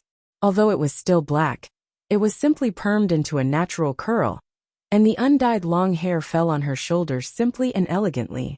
He couldn't tell if it was simple, clean, or charming. In short, all kinds of states that he had never seen before were now on Feng Ling. Kay was so shocked that his jaw almost dropped. What the F***CK? He was used to seeing her like a tomboy in the past. He only knew that her skin was very fair and her facial features were very beautiful. But now he knew that the national treasure of their base, Feng Ling, was actually so beautiful. When he remembered that when he went on a mission with her, he had to lie in the dark ditch with her all night because of his injury, Kay swallowed hard. How slow-witted was he to treat Feng Ling as his bro? If she had appeared in front of him like this back then, she would definitely be a goddess for a lifetime, okay? Li Nanheng was really shrewd. He had taken her down early. Otherwise, if the brothers in the base saw her like this, they would all pounce on her like wolves and tigers. But now with boss's name blocking them, who the F***CK dared to have any thoughts about her? Kay, how is Mrs. M.O.? Feng Ling only knew that Jin Wan was sent to the ICU and had spent some time outside. She didn't know how the progress was now. Anyway, she had already recognized Jin Wan, so she simply asked directly. Kay suddenly came back to himself and hurriedly explained the situation, but his eyes were still fixed on her. He remembered that he had seen Feng Ling dressed in women's clothes before, but at that time, her hair was still short. Now, seeing that the shock in Kay's eyes had not subsided, Feng Ling smiled at him. "I see. I'll go see her." "You can't see her. Now Mr. M.O. can't even get close to the ICU. There are several isolation areas outside the sterile ward of this hospital. We can't get close to them, and the brothers here can only guard outside the isolation area." Feng Ling nodded, didn't say more, and turned to walk in. Kay opened his mouth and was about to say something, but when the words came to his mouth, he remembered that Boss Lee had just left. She only appeared after he left. Obviously, she didn't want to see him. It seemed that there was no need for him to say more. After all, Boss rarely returned to the base now. Few people knew what was going on between them, and Feng Ling didn't like others to meddle in her business. She didn't know if Boss Lee had ever seen such a feminine Feng Ling. After so long, Boss Lee must have been tortured by Feng Ling. If he saw Feng Ling dressed like this, it was as if she was a completely different person from before. It was likely that many men would fall in love with her. This Boss Lee was probably going to go crazy. W. 4M.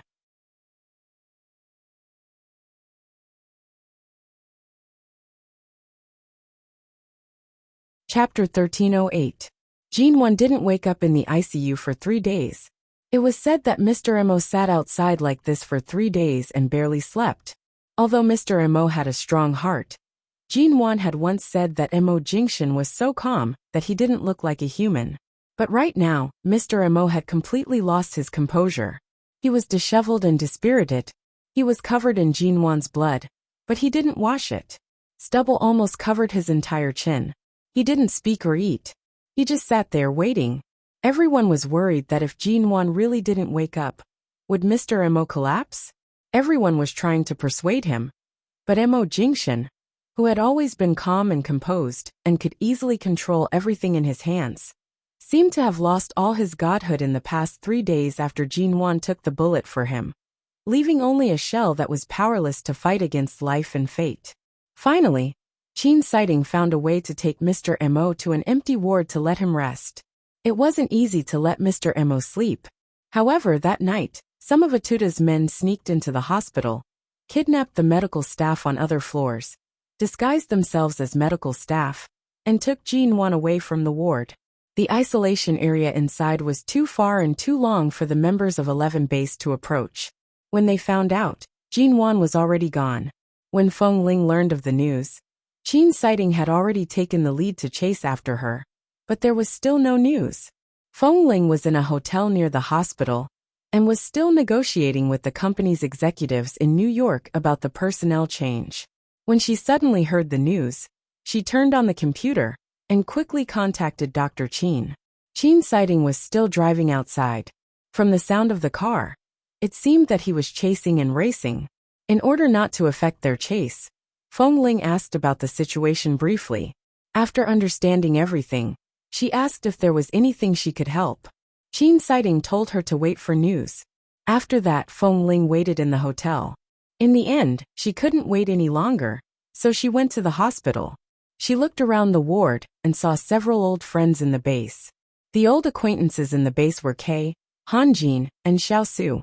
As for the other 3 snipers in Terran City, they had just been sent out on a mission last month and had not returned. When Kei returned to the hospital to arrange for a pincer attack, he saw Feng Ling and quickly pulled her over. "It's great that you're here." Without a word, he abruptly handed a sniper rifle to Feng Ling. Come. Quick, I'll give it to you first." "What are you doing?" Feng Ling hadn't touched a gun for a long time. Suddenly, a long and heavy sniper rifle was thrown into her arms. Her expression froze. "Take it first. I guess we'll still have to rely on you to snipe today." Feng Ling didn't know what plan they had to encircle and annihilate that group of people, and Kei didn't explain it clearly.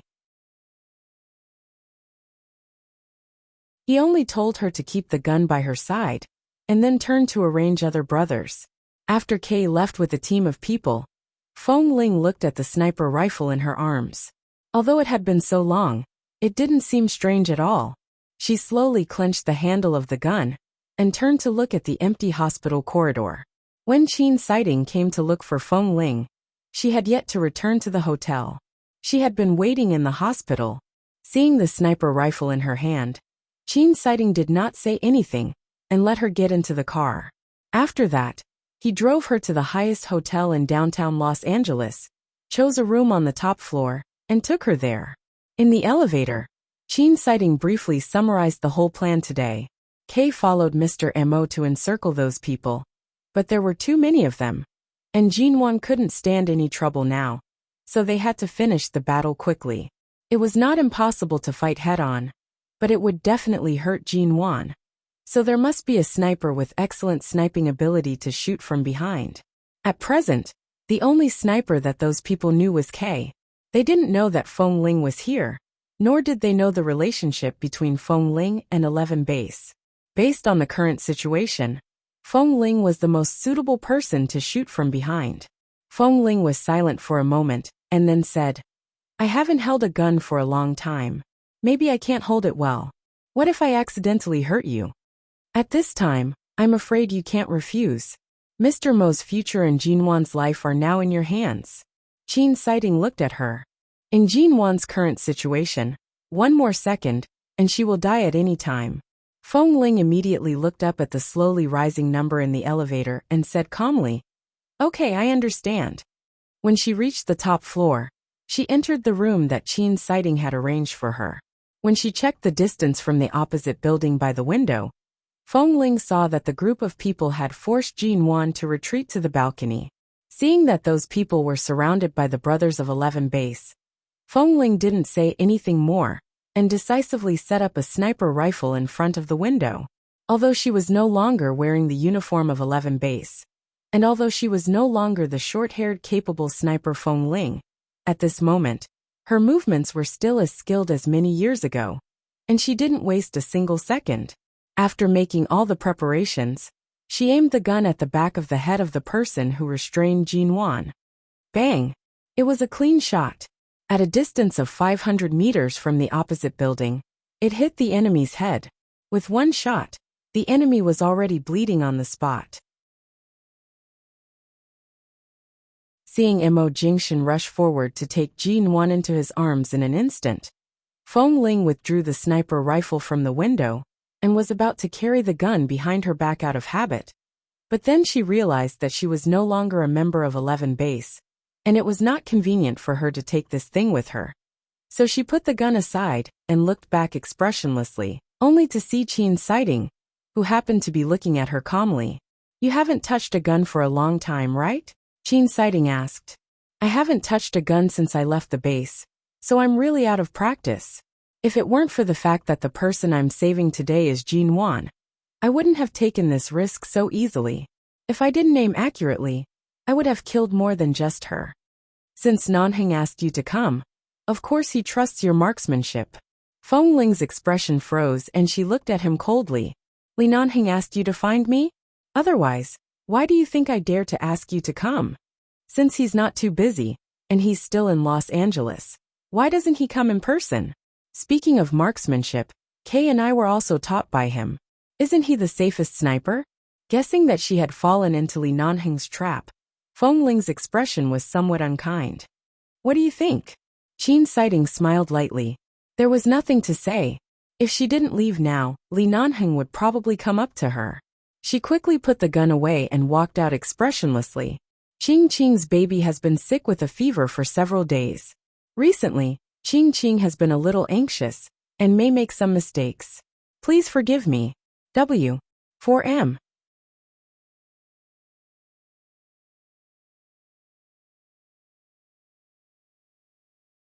Chapter 1309. Qin Sighting didn't know much about her and Li Nanheng, but these days in the hospital, he heard a lot. Feng Ling, Nanheng forced you to leave the base for your own good. You grew up in an orphanage and finally found your family, so you should go back to live a peaceful life. Besides, your family won't allow you to live such a life of life and death, Qin Sighting said. Qin Sighting said. Back then, he didn't marry Feng Mingzhu, but chose to marry Li Nanheng's cenotaph. This matter almost caused the relationship between the Feng and Li families to collapse. They only maintained peace on the surface. After all, it was the Li family who broke the promise first. The Feng family reluctantly accepted the matter of him marrying Li Nanheng's cenotaph. This is equivalent to Li Nanheng owing the Feng family a big favor. In the end, it was the lost child of the Feng family. He couldn't negotiate with the Feng family at that time, especially when his father was on his last breath. He asked him to send him back and ask him to leave the dangerous place of 11 Base. Even if it was just for the good of him, he had to do it. Feng Ling didn't seem to hear his words. She didn't stop and walked out without looking back. However, as soon as she walked out of the door, she saw a tall and straight figure standing outside. The man was just outside the door, his back leaning against the wall, a cigarette in his hand flickering between his fingers. Because she came out, he glanced sideways at her. The man narrowed his dark eyes in the smoke and stared at her cold face. Then he took a deep breath of the cigarette and blew the smoke onto her face. Feng Ling looked coldly at Li Nanheng, who had been waiting outside the door for a long time. Sure enough, it was he who ordered people to arrange this encirclement and suppression operation after the incident, and it was he who asked her to be the sniper. The people who failed to stop her in the hospital used this method to force her to appear and wait for him to catch her here. The two of them looked at each other, and Li Nanheng smiled. I haven't touched a gun for so long. Are you satisfied today? Do you want to shoot me again, eh? Even though he leaned back against the wall casually, he was still much taller than her. When he looked down at her, he could clearly see every one of her eyelashes. At this time, because she saw him, she seemed to be frozen bit by bit, without any warmth. Even though she had been separated for 10 months, and her appearance had been crowned with the shell of the eldest daughter of the Feng family, she was still the former Feng Ling, quiet and cold. Sure enough, if 10 months ago, Feng Ling, who had just returned from England, could still find a trace of her former self, but now she, who had struggled in the New York business world for nearly a year, had finally erased all the shadows of the past. Except that she was still her entire temperament had changed. She was no longer the short-haired young man.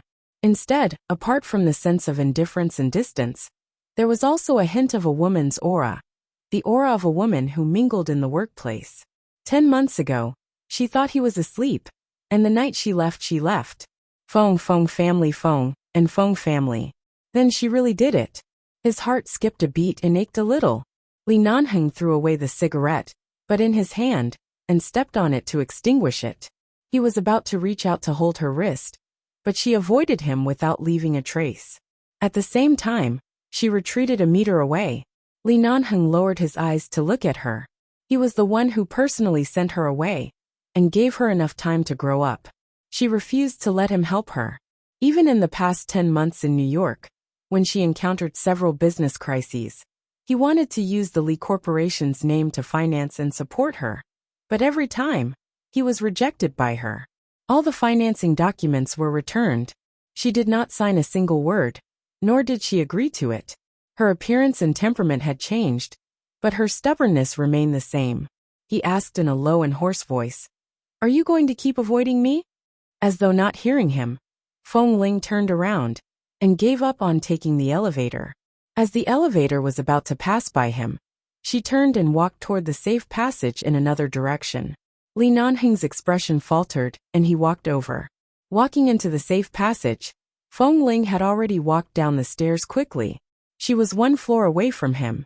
She stopped at the turn of the stairs, and suddenly raised her head to look at Li Nanheng. The two of them looked at each other across the dozens of stairs. Li Nanheng only lowered his eyes to look at her indifferently, and did not say anything. After a moment of silence, Feng Ling said, "Li Nanheng, do you remember what the first thing I did when I first arrived at 11 base?" The man gently placed one hand on the railing of the stairs. "What? Spar?" Feng Ling stared into his eyes. "I said that if I want to stay in 11 base, you have to see my ability. You asked me to spar with you." Li Nanheng looked at her without batting an eyelid. "So?" Feng Ling curved her lips slightly, but her smile did not reach her eyes. "Although I've left 11 base, I've only changed from one battlefield to another.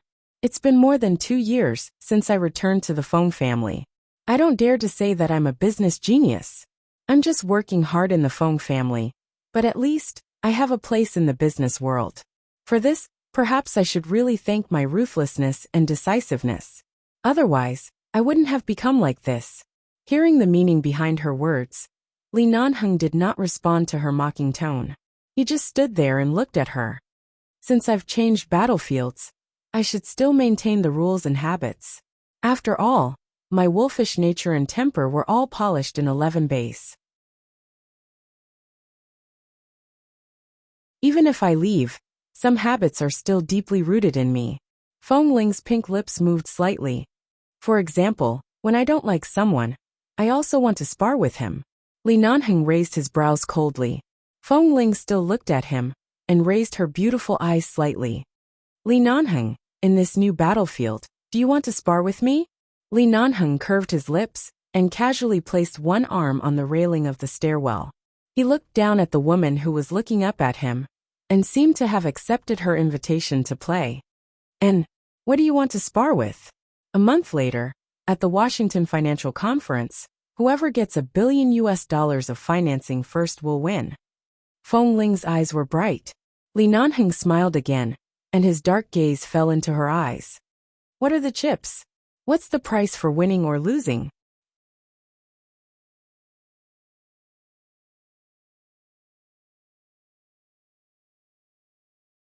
Chapter 13:10. Feng Ling looked at him. You said that you loved me for 10 years. I broke up with you because I said so. You didn't agree. I've thought about it. No matter what age I am, my experience seems to be inseparable from you. I'm destined to be entangled with you for the rest of my life. She paused for 2 seconds before continuing calmly. I'm no longer a teenage girl. I'm about to be 24 years old, which is the right age for marriage. As for you, I either completely break up with you and let go of the knot in my heart to fall in love with other men who pursue me, or I'll be entangled with you for the rest of my life. There's no need for us to waste time on each other. So, Li Nanheng's brows moved slightly. The Washington Financial Conference will raise 1 billion yuan. Within a week, whoever gets it first will win. Feng Ling raised her chin and looked at him indifferently. If you win, I'll marry you. If I win, don't show up again. Let's end things between us. Li Nanheng smiled. That's it. Hearing his tone, Feng Ling looked at him coldly. Don't be so early. I have additional conditions. Speak. You can't let the arms dealers behind you participate in next month's financial conference. Nor are you allowed to take out your private funds to participate in the financing. I know you have money, and the Li Corporation doesn't need financing, but the way we compete now is whoever wins the 1 billion yuan outside will win. This game must be based on equal rules. Feng Ling looked at him coldly. If you dare to cheat, I'll dare to find another man to marry. Li Nanheng clasped his hands on the railing and looked down at her. When he heard that she wanted to find another man to marry, he smiled faintly. I'm afraid that man thinks his life is too long. Feng Ling retracted her gaze and no longer looked at him. She looked straight at the floor sign at the corner of the stairs. I'm going to see Jin Wan. With that, she walked down.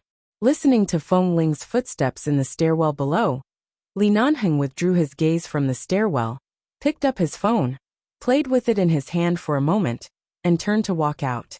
As he walked, he dialed a number on his phone. After the other party picked up, he said mildly, check all the investors and S-level financiers at the Washington Financial Conference next month. See who they are. After you find out, bring my words to them. If the phone corporation in New York comes to them to study the financing plan, open the door and let her in. Don't make things difficult for her.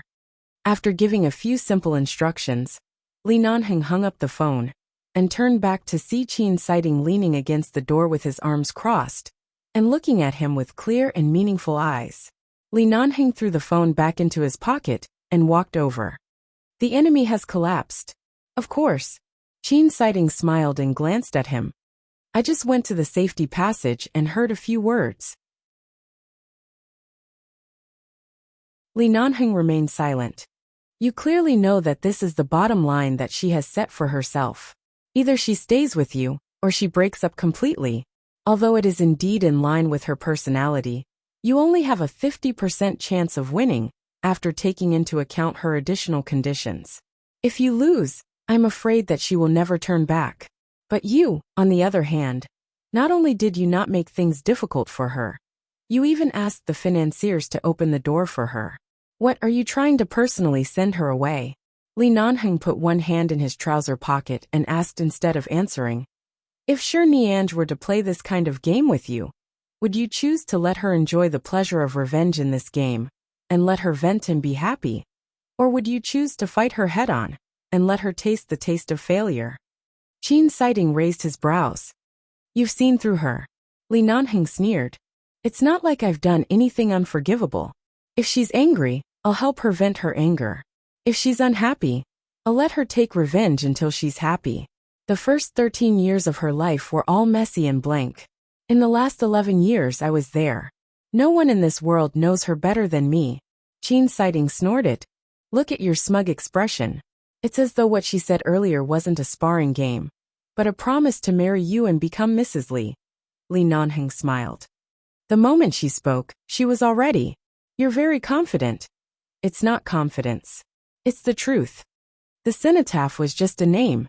It has nothing to do with the truth. Besides, she's still alive, so the cenotaph is useless.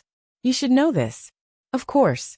Li Nanheng glanced at him from the corner of his eye, as though his brother had accidentally seen his treasure. Just now, did you see her marksmanship? Aha, Qin Sighting replied casually. How is it? Is it outstanding? Handsome? Is it beautiful? Are you envious? Compared to your Niange, isn't Fengling more beautiful? Qin Sighting couldn't take it anymore. He couldn't stand this Li Nanheng who had been ignored for more than 2 years, and was so excited just because he had just accepted a sparring game. He turned around and left. Jinwan had really experienced a catastrophe. Fengling stayed in Los Angeles for a few days. After Jinwan was out of danger, and was brought back to High City by Mr. Mo, she left Los Angeles. After returning to New York, she began to prepare for the financial conference a month later. In fact, this was the first time she had attended such a grand financial conference. Fifth Avenue in Washington was the largest financial center in the world, but Fengling had never been there before. Instead, she went to the edge of the city to carry out missions, eliminate various terrorists, and participate in many life and death rescues. The plane landed smoothly at Washington Airport.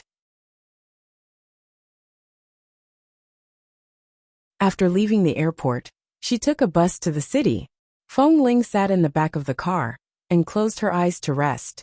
After driving for more than an hour, they arrived at the exit of the airport highway. There was a little traffic jam. She opened her eyes from the back and looked at the other cars that were also stuck here. She looked at the peaceful world through the window. Every day, she had to struggle in the bloodbath of the business world. Instead of her hands and feet, she had to move her heart and brain. This kind of life seemed peaceful and without danger, but it was actually very tiring. At least she didn't have to rush to take a helicopter when she was in a hurry, and she didn't have to rush to save people before she could even tuck her clothes in, before she had to rush to rescue people. This kind of stability made Fengling feel that the past 10 years were just a dream every time she opened her eyes. She didn't know when she was real and when she was fake.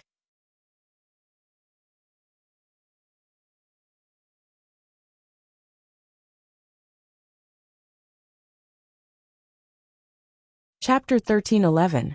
Because the financial conference was about to begin next month, Fengling had to move many things to Washington this month. The focus of many business cooperation projects would also be shifted here. The reason why she was so busy in the Feng Corporation was because there were still many problems left behind in the Feng Corporation that had not been resolved. For example, when her father, Feng Yuancheng, was still alive, because he didn't have a son and Feng Mingzhu wasn't anything great, he spent many years to nurture a young man named Feng Mingyi.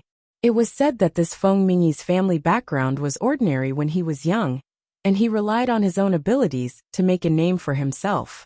Later, he coincidentally met Feng Yuancheng and worked under him.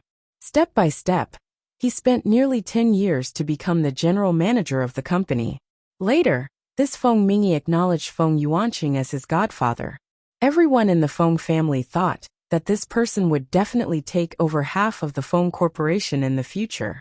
However, although Feng Yuancheng recognized this godson and nurtured this talent, he did not completely intend to transfer everything under his name to an outsider. Even if this person was now surnamed Feng, this was only a way out for the Feng family. He would only choose this method if he had no other choice. At that time, he actually hoped that Feng Mingzhu would become someone great, but in the end, he was still disappointed.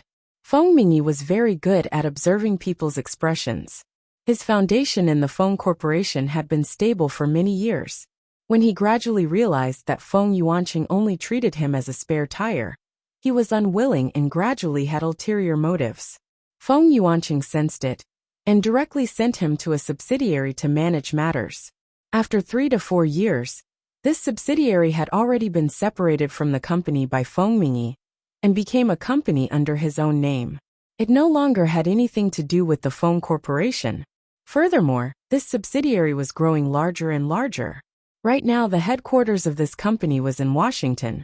It was called the T Organization. It was a financial institution related to the financial chain, and had dealings with many large financial companies on Fifth Avenue. Feng Yuancheng had seen that Feng Mingyi had a good head for business back then.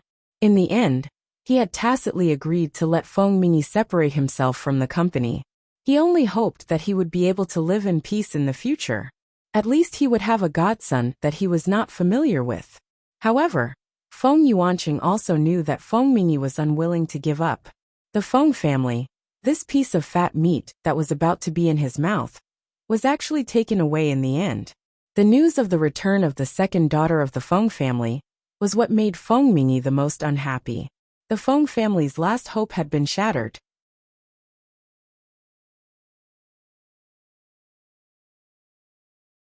Why did this second miss suddenly appear? Originally, he wanted to watch the Feng family gradually decline in the hands of this second miss, so that he could clean up the battle. However, he didn't expect that this young woman named Feng Ling actually had some tricks up her sleeve. In addition, she had a very professional Qin Shuk by her side. Even if the Feng family didn't prosper, they could at least maintain their former glory. It was still stable. He had just taken over, and it was already so stable. If he let this Feng Ling continue to live peacefully like this, if she really made some achievements in the future, he would really lose this fat piece of meat. After learning that Feng Ling would be attending this financial conference, Feng Mingyi checked her information and the various financial businessmen she might contact after arriving here. He sneered and picked up the phone. His cold voice was transmitted over. Inform all the financial partners related to T Corporation.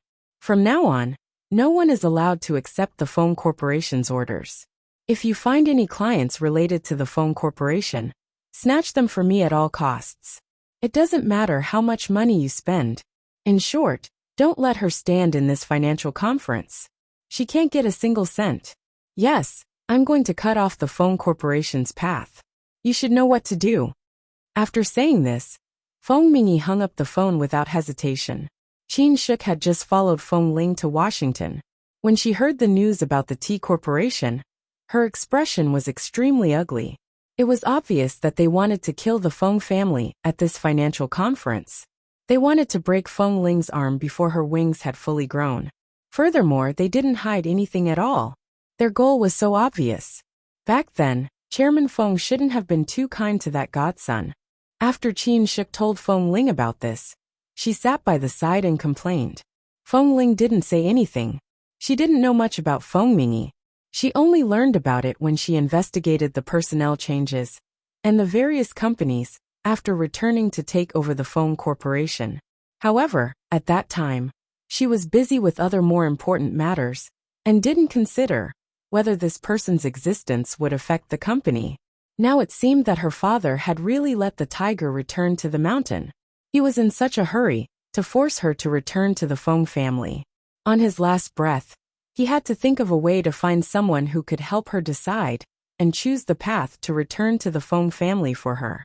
In fact, what she was really worried about was that if the Feng family lost its leader, and the two old men couldn't defeat Feng Mingyi, the Feng family would really lose everything in the end. Does this person want to kill the Feng Corporation? Feng Ling asked. Qin Shuk hesitated for a moment. He does have such a purpose, but I don't think he has the ability.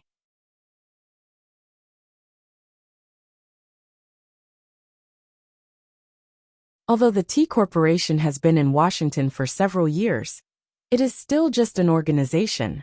It can't even be considered a formal company. No matter how good his interpersonal relationships here are, the Feng family can still suppress him. As long as we don't lose, he might not be able to defeat us. When Feng Ling learned of this, she appeared very calm. After discussing some plans with Qin Shuk, Feng Ling stood quietly in front of the floor-to-ceiling windows and looked down from the tall floor. Her tall figure was reflected in the glass. She held her phone, her gaze calm. The weather in Washington was very good. The sunlight shone on her through the window, but Feng Ling felt a chill run down her spine. Not only did the people from the T Corporation say that they wanted to block Feng Ling's path, but they also wanted to block all the partners who were about to cooperate with the Feng Corporation. He was so arrogant because he thought that Feng Ling was just a little girl who had been lost outside for many years. She had just returned and had to take on this heavy responsibility. She didn't have any ability at all. If she couldn't get out of the embarrassing situation, she would at most be a little girl who cried in front of the board of directors. She definitely didn't have any extraordinary ability. In the afternoon, Qin Shuk called again from outside. The current situation is like this. These people who are working together in the finance industry don't seem to have any intention of targeting you. Moreover, they seem to admire you. Although I don't know how you became famous in Washington, they don't seem to have any prejudice against you. However, because of what happened on T-Mobile, they don't seem to be on either side. They're just waiting and watching. It's much better than what we expected.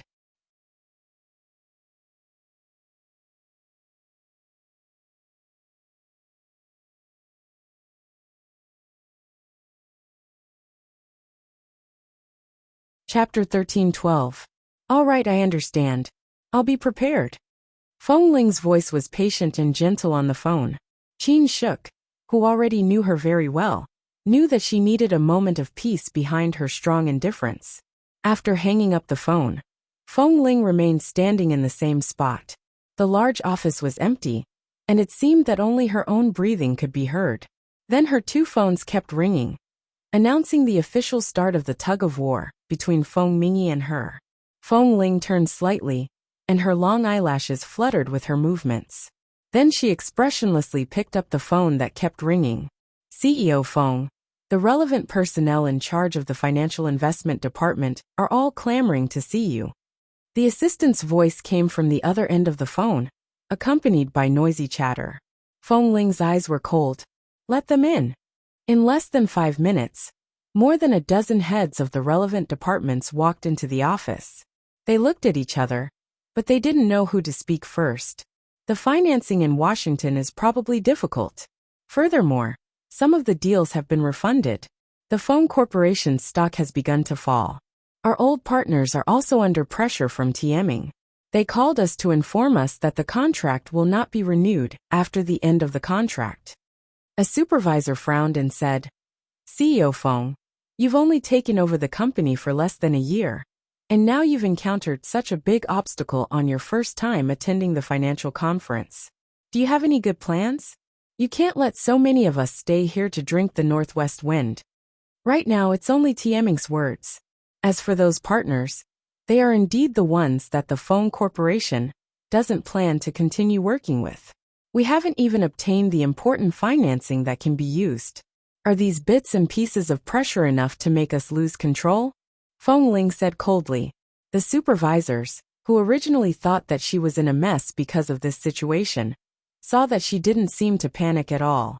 From the moment they heard the news until now, she had been slowly putting pressure on them.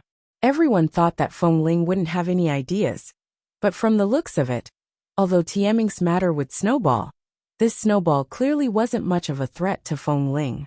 It wasn't the first day he had followed her. From her expression, he could tell that she was calm. But now those old customers are hinting at us, hinting that we might. I know. Don't worry about it. Carry out all the work you've arranged in Washington. Don't be affected. I know what I'm doing. You can all go out. Feng Ling did not say much, and only threw them this sentence. CEO Feng, we've interacted with that Feng Mingyi before. He's a very cunning person. We can't fight him head-on. A supervisor hesitated for a moment before saying, besides, he has a lot of tricks up his sleeve. They might not all be open and aboveboard. Feng Ling did not speak. She only looked at the supervisor with her pure black eyes, and did not speak for a long time. A nightclub in Washington, the sky was filled with wine and women as they toasted one another. A certain financial tycoon sat on the sofa in the luxurious private room, and smiled as he toasted Feng Mingyi. After putting down the wine glass, he wiped his mouth. What's the name of the current person in charge of the Feng Corporation? I remember she's the second miss that the Feng family claims to be, right? Yes. Feng Ming raised his brows, but his tone was indifferent as he said, her name is Feng Ling. When she was young, she probably suffered a lot. When she grew up, she was recognized by the Feng family, but she didn't receive any good education. COE, don't take her too seriously. In the business world, this kind of little girl with little experience is not worth mentioning. She's not a threat at all. She can be easily suppressed. COE played with his wine glass, his eyes shining. What's there to suppress a little girl in her 20s? I'm more interested in her as a person. Feng Ming raised his brows. Oh, COE, have you taken a fancy to her? A few months ago, when I went to New York to work, I happened to meet her once. She probably didn't notice me, but I think she's a cold-faced beauty. COE narrowed his eyes. At that time, a few security guards bullied her assistant. I turned around and saw her beat up those security guards. I've never seen that expression on a woman before. Feng Ming snorted and smiled. I've checked her past. She seems to have stayed in a military base for a few years. She does have some skills. I've been in the business circle for so many years, but I've never seen such a woman before. I really want to taste her. COE rubbed his chin as he spoke. At the same time, he smiled maliciously and raised his glass to Feng Ming. However, I don't know who has been putting a lot of pressure on Washington recently. It seems like she has someone backing her. I'm not too sure about the details. In short, it won't be easy to target her. Mingy, if you want me to help you hold down this little bit of money, you should at least give me a taste of it, right? What is the sweetness that COE is referring to? Feng Ming had an unfathomable smile on his face. COE also smiled. I heard that in this circle, Mingy is famous for never giving gifts. If he wants to give gifts, he will only give beauties. As long as a partner takes a fancy to a woman, he will try his best to send her to the other party's bed. Look at this second miss of the Feng family. That's really making things difficult for me. Feng Ming raised his brows. Who in the circle doesn't know that I was the godson of the Feng family? No matter what, this second miss is my godsister. I can give her to anyone, but I can't give my godsister away. Ha ha ha ha, godsister, godsister.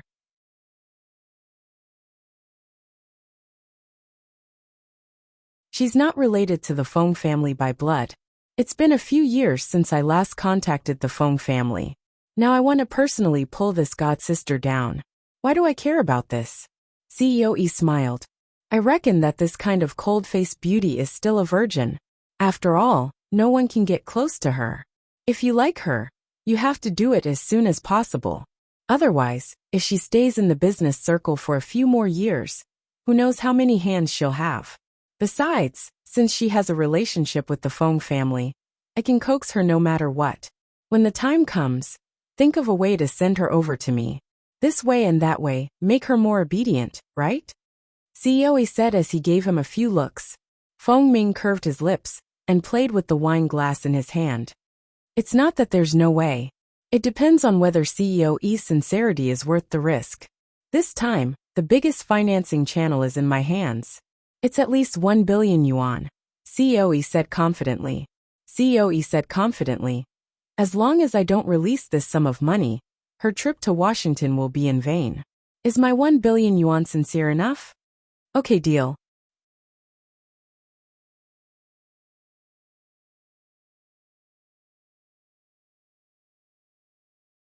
Chapter 13:13. Although Feng Ling was prepared, the obstruction this time still had a very bad impact on the Feng Corporation. In just 2 days, the Feng Corporation's stock had fallen several times. All the large orders and unemployed executives in New York, and the executives who had come to Washington were at a loss. Even Qin Shuk did not smile for the past 2 days. Every day, she seriously sorted out the company's financial situation. Tianming had been openly poaching people in the past 2 days, trying to poach many talents from the Feng Corporation. Feng Ling listened to the assistant's report. The assistant nervously looked at Feng Ling's side profile as he reported. Right now, everyone in the company was talking about it. They even said that this might be Feng Ming's revenge. No matter what the reason was, there was only one result from this planned and forceful suppression. It was to force the Feng Corporation into a desperate situation and wait for someone to take over. Has anyone from the company's board of directors called? Feng Ling asked after a few seconds, as though she did not feel any nervousness about the situation outside. She knew very well what the outcome would be if this battle was not fought well. That Feng Ming had never been willing to let go of the Feng family's big fat piece of meat. No, but the assistant raised her head to look at her. She seemed to have something to say, but did not dare to say it. Speak. Feng Ling's voice was straightforward. She was not affected by these events. When I took the elevator upstairs with the documents, I heard two executives discussing. They said that the board of directors in New York might go to the Feng family to talk to the old master and old madam. Then they want to hold a board meeting to impeach them. The assistant looked at her worriedly. This is all from what I heard. Feng Ling's expression did not change. I understand. Thank you. Originally, she thought that after hearing this, Feng Ling would be angry or terrified. However, the assistant did not expect that Feng Ling seemed to have expected it. Her expression did not change at all, and she could not get any information from her face. However, thinking about it, it made sense. No matter what, Feng Ling was a very calm person. She did not show her emotions. The news that the new leader of the Feng Corporation was a cold-faced beauty had long been spread in the circle. It was not strange. However, this time, the matter had become so serious. Was she confident that she could survive this crisis smoothly? After all, the Feng Corporation was holding Feng Ling's phone. If they couldn't survive this time, not only would Feng Ling lose face, the Feng family would also be unable to raise their heads. After all, this was the Feng family's last hope. The remaining two old ones were no longer worth mentioning. Many people in the American Chinese business circle were waiting to see the Feng family's ending. Especially since the one targeting the Feng Corporation was the Feng family's godson. Feng Ling came to Tianming and was prepared that Feng Mingyi would not see her. But surprisingly, he actually agreed. The elevator slowly rose. This was the first time Feng Ling had come to see this man called Feng Mingyi, the godson that her father had raised for many years. This person knew the Feng Corporation and the Feng family like the back of his hand. It could be said that he knew the Feng Corporation very well, so it was easy for him to win every battle. However, he didn't know much about this Feng Mingyi. Under the secretary's lead, Feng Ling walked into Feng Mingyi's office. Feng Mingyi was a man who was pleasing to the eye. Furthermore, he was the kind of man who would make any elder feel that he was obedient and filial. This was also one of the reasons why her father had made a mistake in judging him. The young man sat behind the desk. The temperature of the air conditioner here was too low, causing one's hair to stand on end. After the secretary left, she naturally closed the door. Feng Ling walked over and sat down in front of the desk. This was the first time they met, but it was as though there was no need to greet each other politely. Mr. Feng's methods are impressive. In just 2 or 3 days, you've blocked the path of my Feng Corporation. Feng Ling's cold voice sounded. She did not panic at all. Feng Mingyi looked at this rumored cold-faced beauty. His eyes reflected Feng Ling's calm but untainted face. It was no wonder that almost everyone who had seen her in person was shocked by her cold and beautiful aura. She was indeed a completely different type of temperament from ordinary women. Everyone's surname is Feng, so there's no need to address me as Mississippi, Feng Mingyi sneered. Speaking of which, my name was given to me by my father. Seeing that you're half a sister to me, I don't want to make things difficult for you. I also know that Tianming is a branch of the Feng Corporation, and I know what I want. If it weren't for your appearance, perhaps the Feng family would already be in my pocket. Why would an outsider learn this, and that to compete with me for this half of the country? I'm afraid you can't afford the half of the country that Mr. Feng has taken a fancy to. Feng Ling smiled, but the coldness on her face contrasted sharply with the smile in her eyes. I want to remind you that Tianming is a branch of the Feng Corporation. The name of the legal person behind it shouldn't have been changed yet. If I want to take it back, do you believe that I can remove it from Tianming at any time?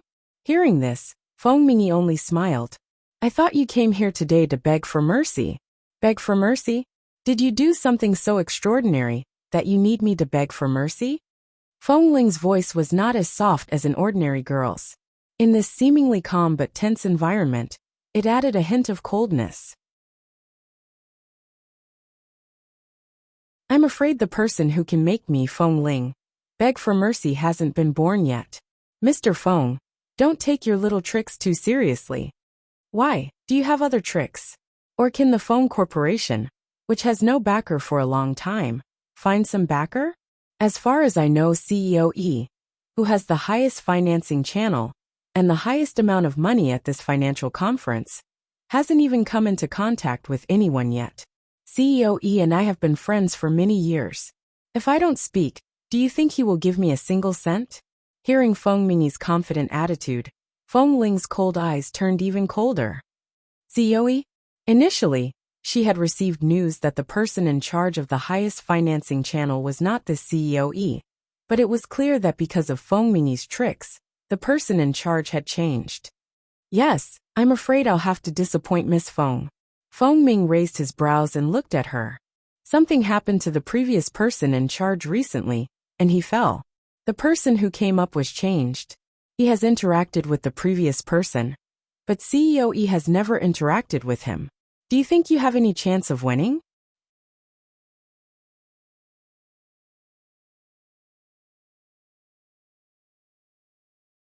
Chapter 13-14.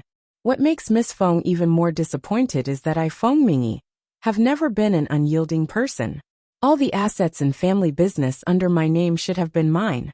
Feng Mingyi spoke very straightforwardly, and did not take Feng Ling seriously at all.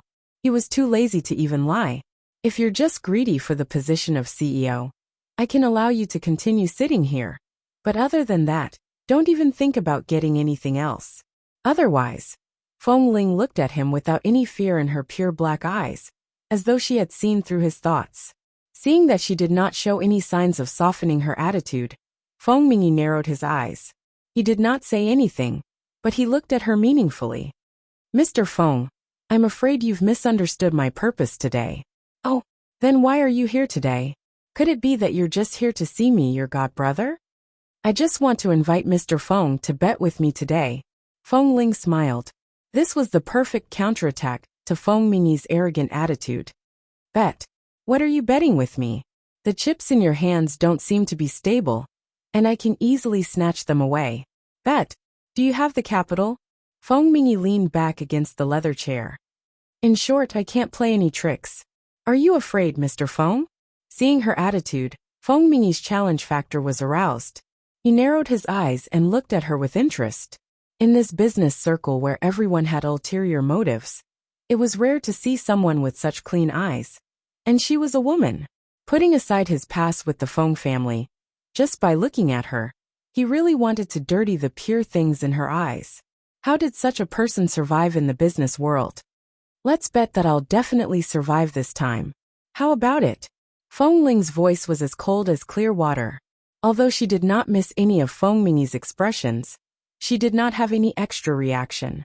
Feng Mingyi looked at her, his eyes filled with emotions. In fact, he really wanted to gamble with her openly, but just as CEO E had said, he didn't know who was backing her up from the beginning. Now he could only obtain a small chance of winning from CEO E. If he wanted to play another game, he could no longer stop himself. Besides, Bossy was still waiting for her to come personally. What if I win? Feng Ming asked. I don't like ifs. If I really win, I'll hand over the power of the Feng Corporation with both hands and never regret it. On the other hand, if I win, I'll return Tieming to the Feng Corporation. The word Feng in my name will be completely removed. I'll never have anything to do with the Feng family again. Right now, Feng Ling was talking business, and she could also speak in the way of a businessman. Heh. Feng Mingyi sneered. As expected of someone who grew up in the military base. The way you speak is like this. You don't even leave any leeway for yourself. Then I'll wait to hand over the power of the Feng Corporation. Feng Ling smiled lightly. Really? Since both sides believe that they won't lose, then let's write a contract so that we won't regret it later. As she spoke, she stood up and placed a printed document in front of him. The contents of the bet were all on it. You've already planned this? Feng Mingyi looked at the words on it, and then at the calm Feng Ling. For a moment, he suddenly wondered if he had miscalculated, because she was really too calm and prepared. If possible, I hope to erase the surname Feng as soon as possible and get out of Tieming. Feng Ling glanced at him coldly. After he signed, she picked up the bet and turned to leave. After returning to the branch office in Washington with Feng Mingyi's signature, Feng Ling entered the office and contacted several people in charge of Fifth Avenue. After finding out about CEO E, She learned that CEO E would hold a banquet with many partners here tomorrow. Tomorrow night, the venue would be a villa in the middle of a mountain in Washington. The phone corporation was also invited. Logically speaking, the phone corporation had never cooperated with this well-known financial company in Washington. This time, it was because the person in charge was an old acquaintance of her father that she managed to contact him. In the end, the other party had changed. She had never even heard of this CEO E, so there was no friendship between them. Looking at the invitation list, most of them were companies that were very prosperous in the American Chinese community. Although the phone corporation was not small, it seemed a little far-fetched to squeeze into this list. Besides, she had never seen this CEO E before. Why was she invited? Why did Feng Mingyi repeatedly mention that only this CEO E could help her? Was there any connection? Are you sure you want to attend this banquet tonight? Qin Shuk stared at the invitation for a long time. Am I the only one who thinks there's a trap? With that, she looked at the people around her. They were all Feng Ling's secretaries and assistants. Hearing her words, they said almost at the same time, "It's not just one person." After speaking, they all turned to look at Feng Ling. Feng Ling was signing a document. She held the pen quietly in her hand. After signing her name, she looked up at them. "I know it's a trap. Then why are you still going?"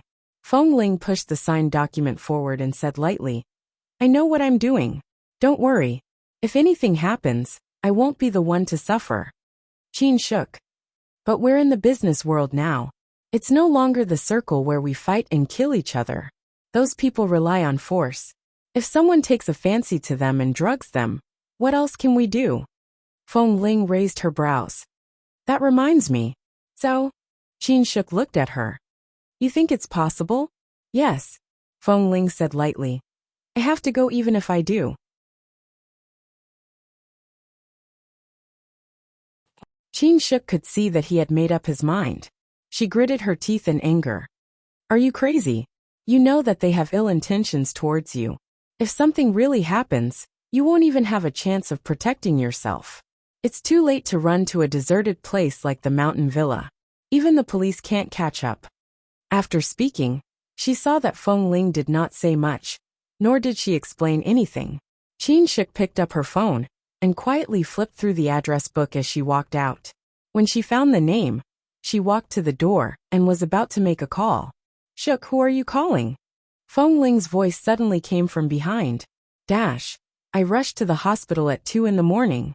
Ching Ching's baby turned from a viral cold to influenza B. He had a high fever of 39.6 degrees and was in a terrible state.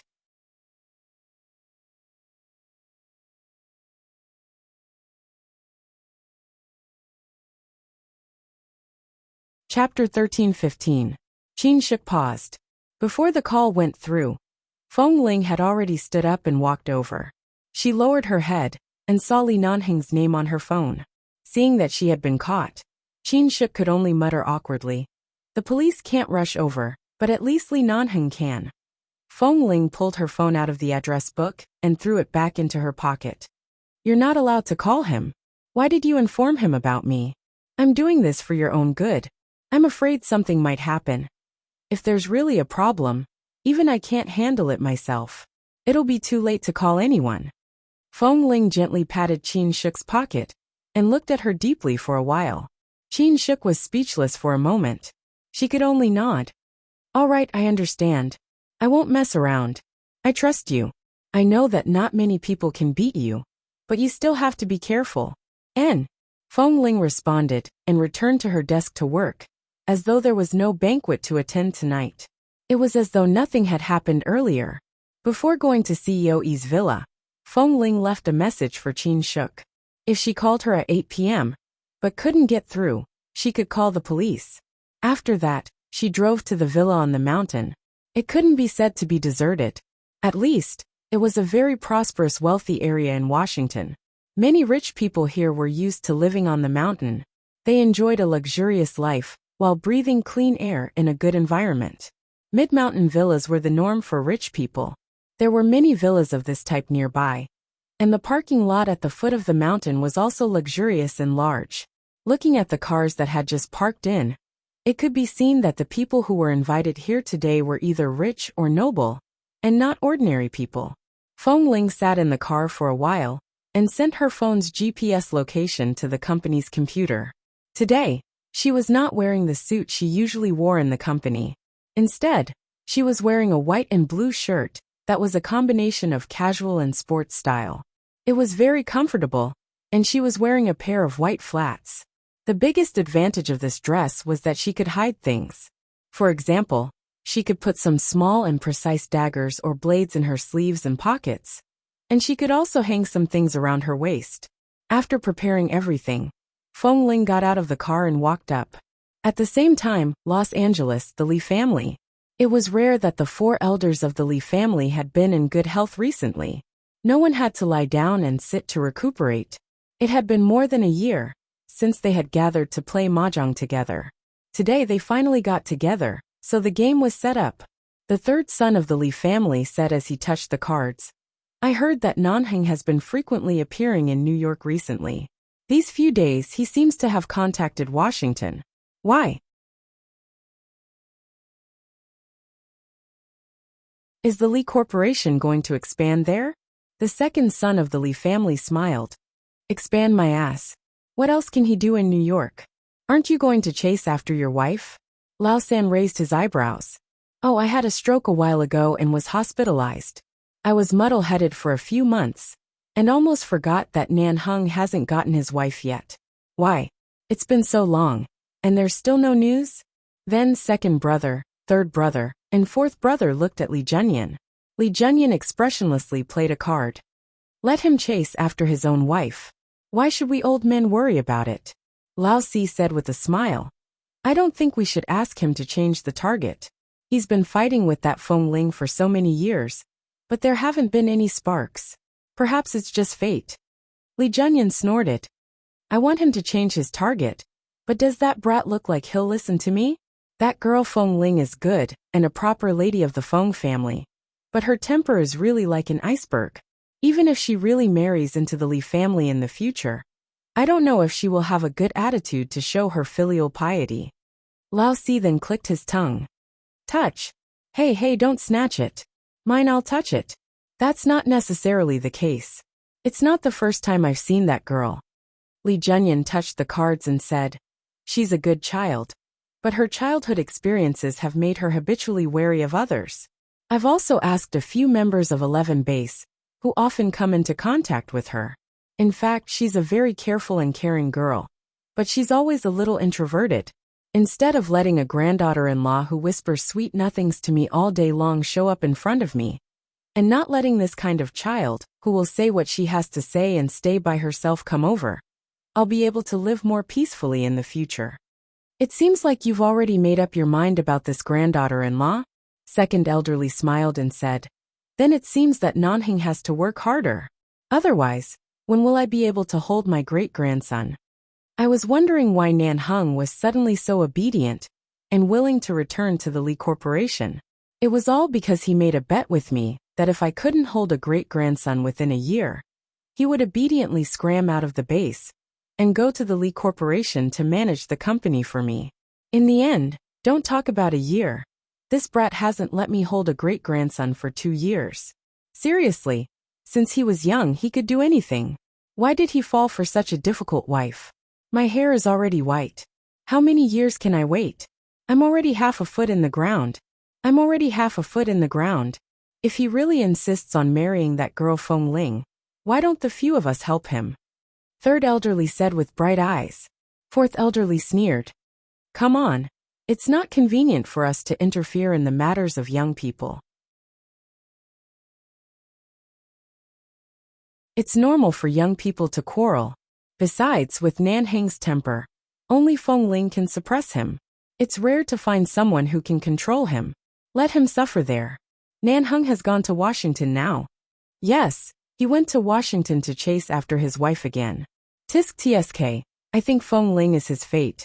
Ever since he was young, his temper has been accumulated. He's just waiting to be subdued by that girl in the future. Ha ha ha ha. I think Feng Ling is in America now. It's better than when she was in England. At least she can see him." My premonition has always been accurate. I think Feng Ling will hear good news soon. That's right. Where did you get the premonition from? TSK. A place like Washington is not suitable for talking about work. It's suitable for talking about love. I really hope that these two children will be less busy with work and focus on their relationship first. Don't be busy all day. When can they have a child like this? Sigh. I'll have to wait. No. I guess it will be soon. You're tuning in to the Li Mei's Wuxia Whispers YouTube channel.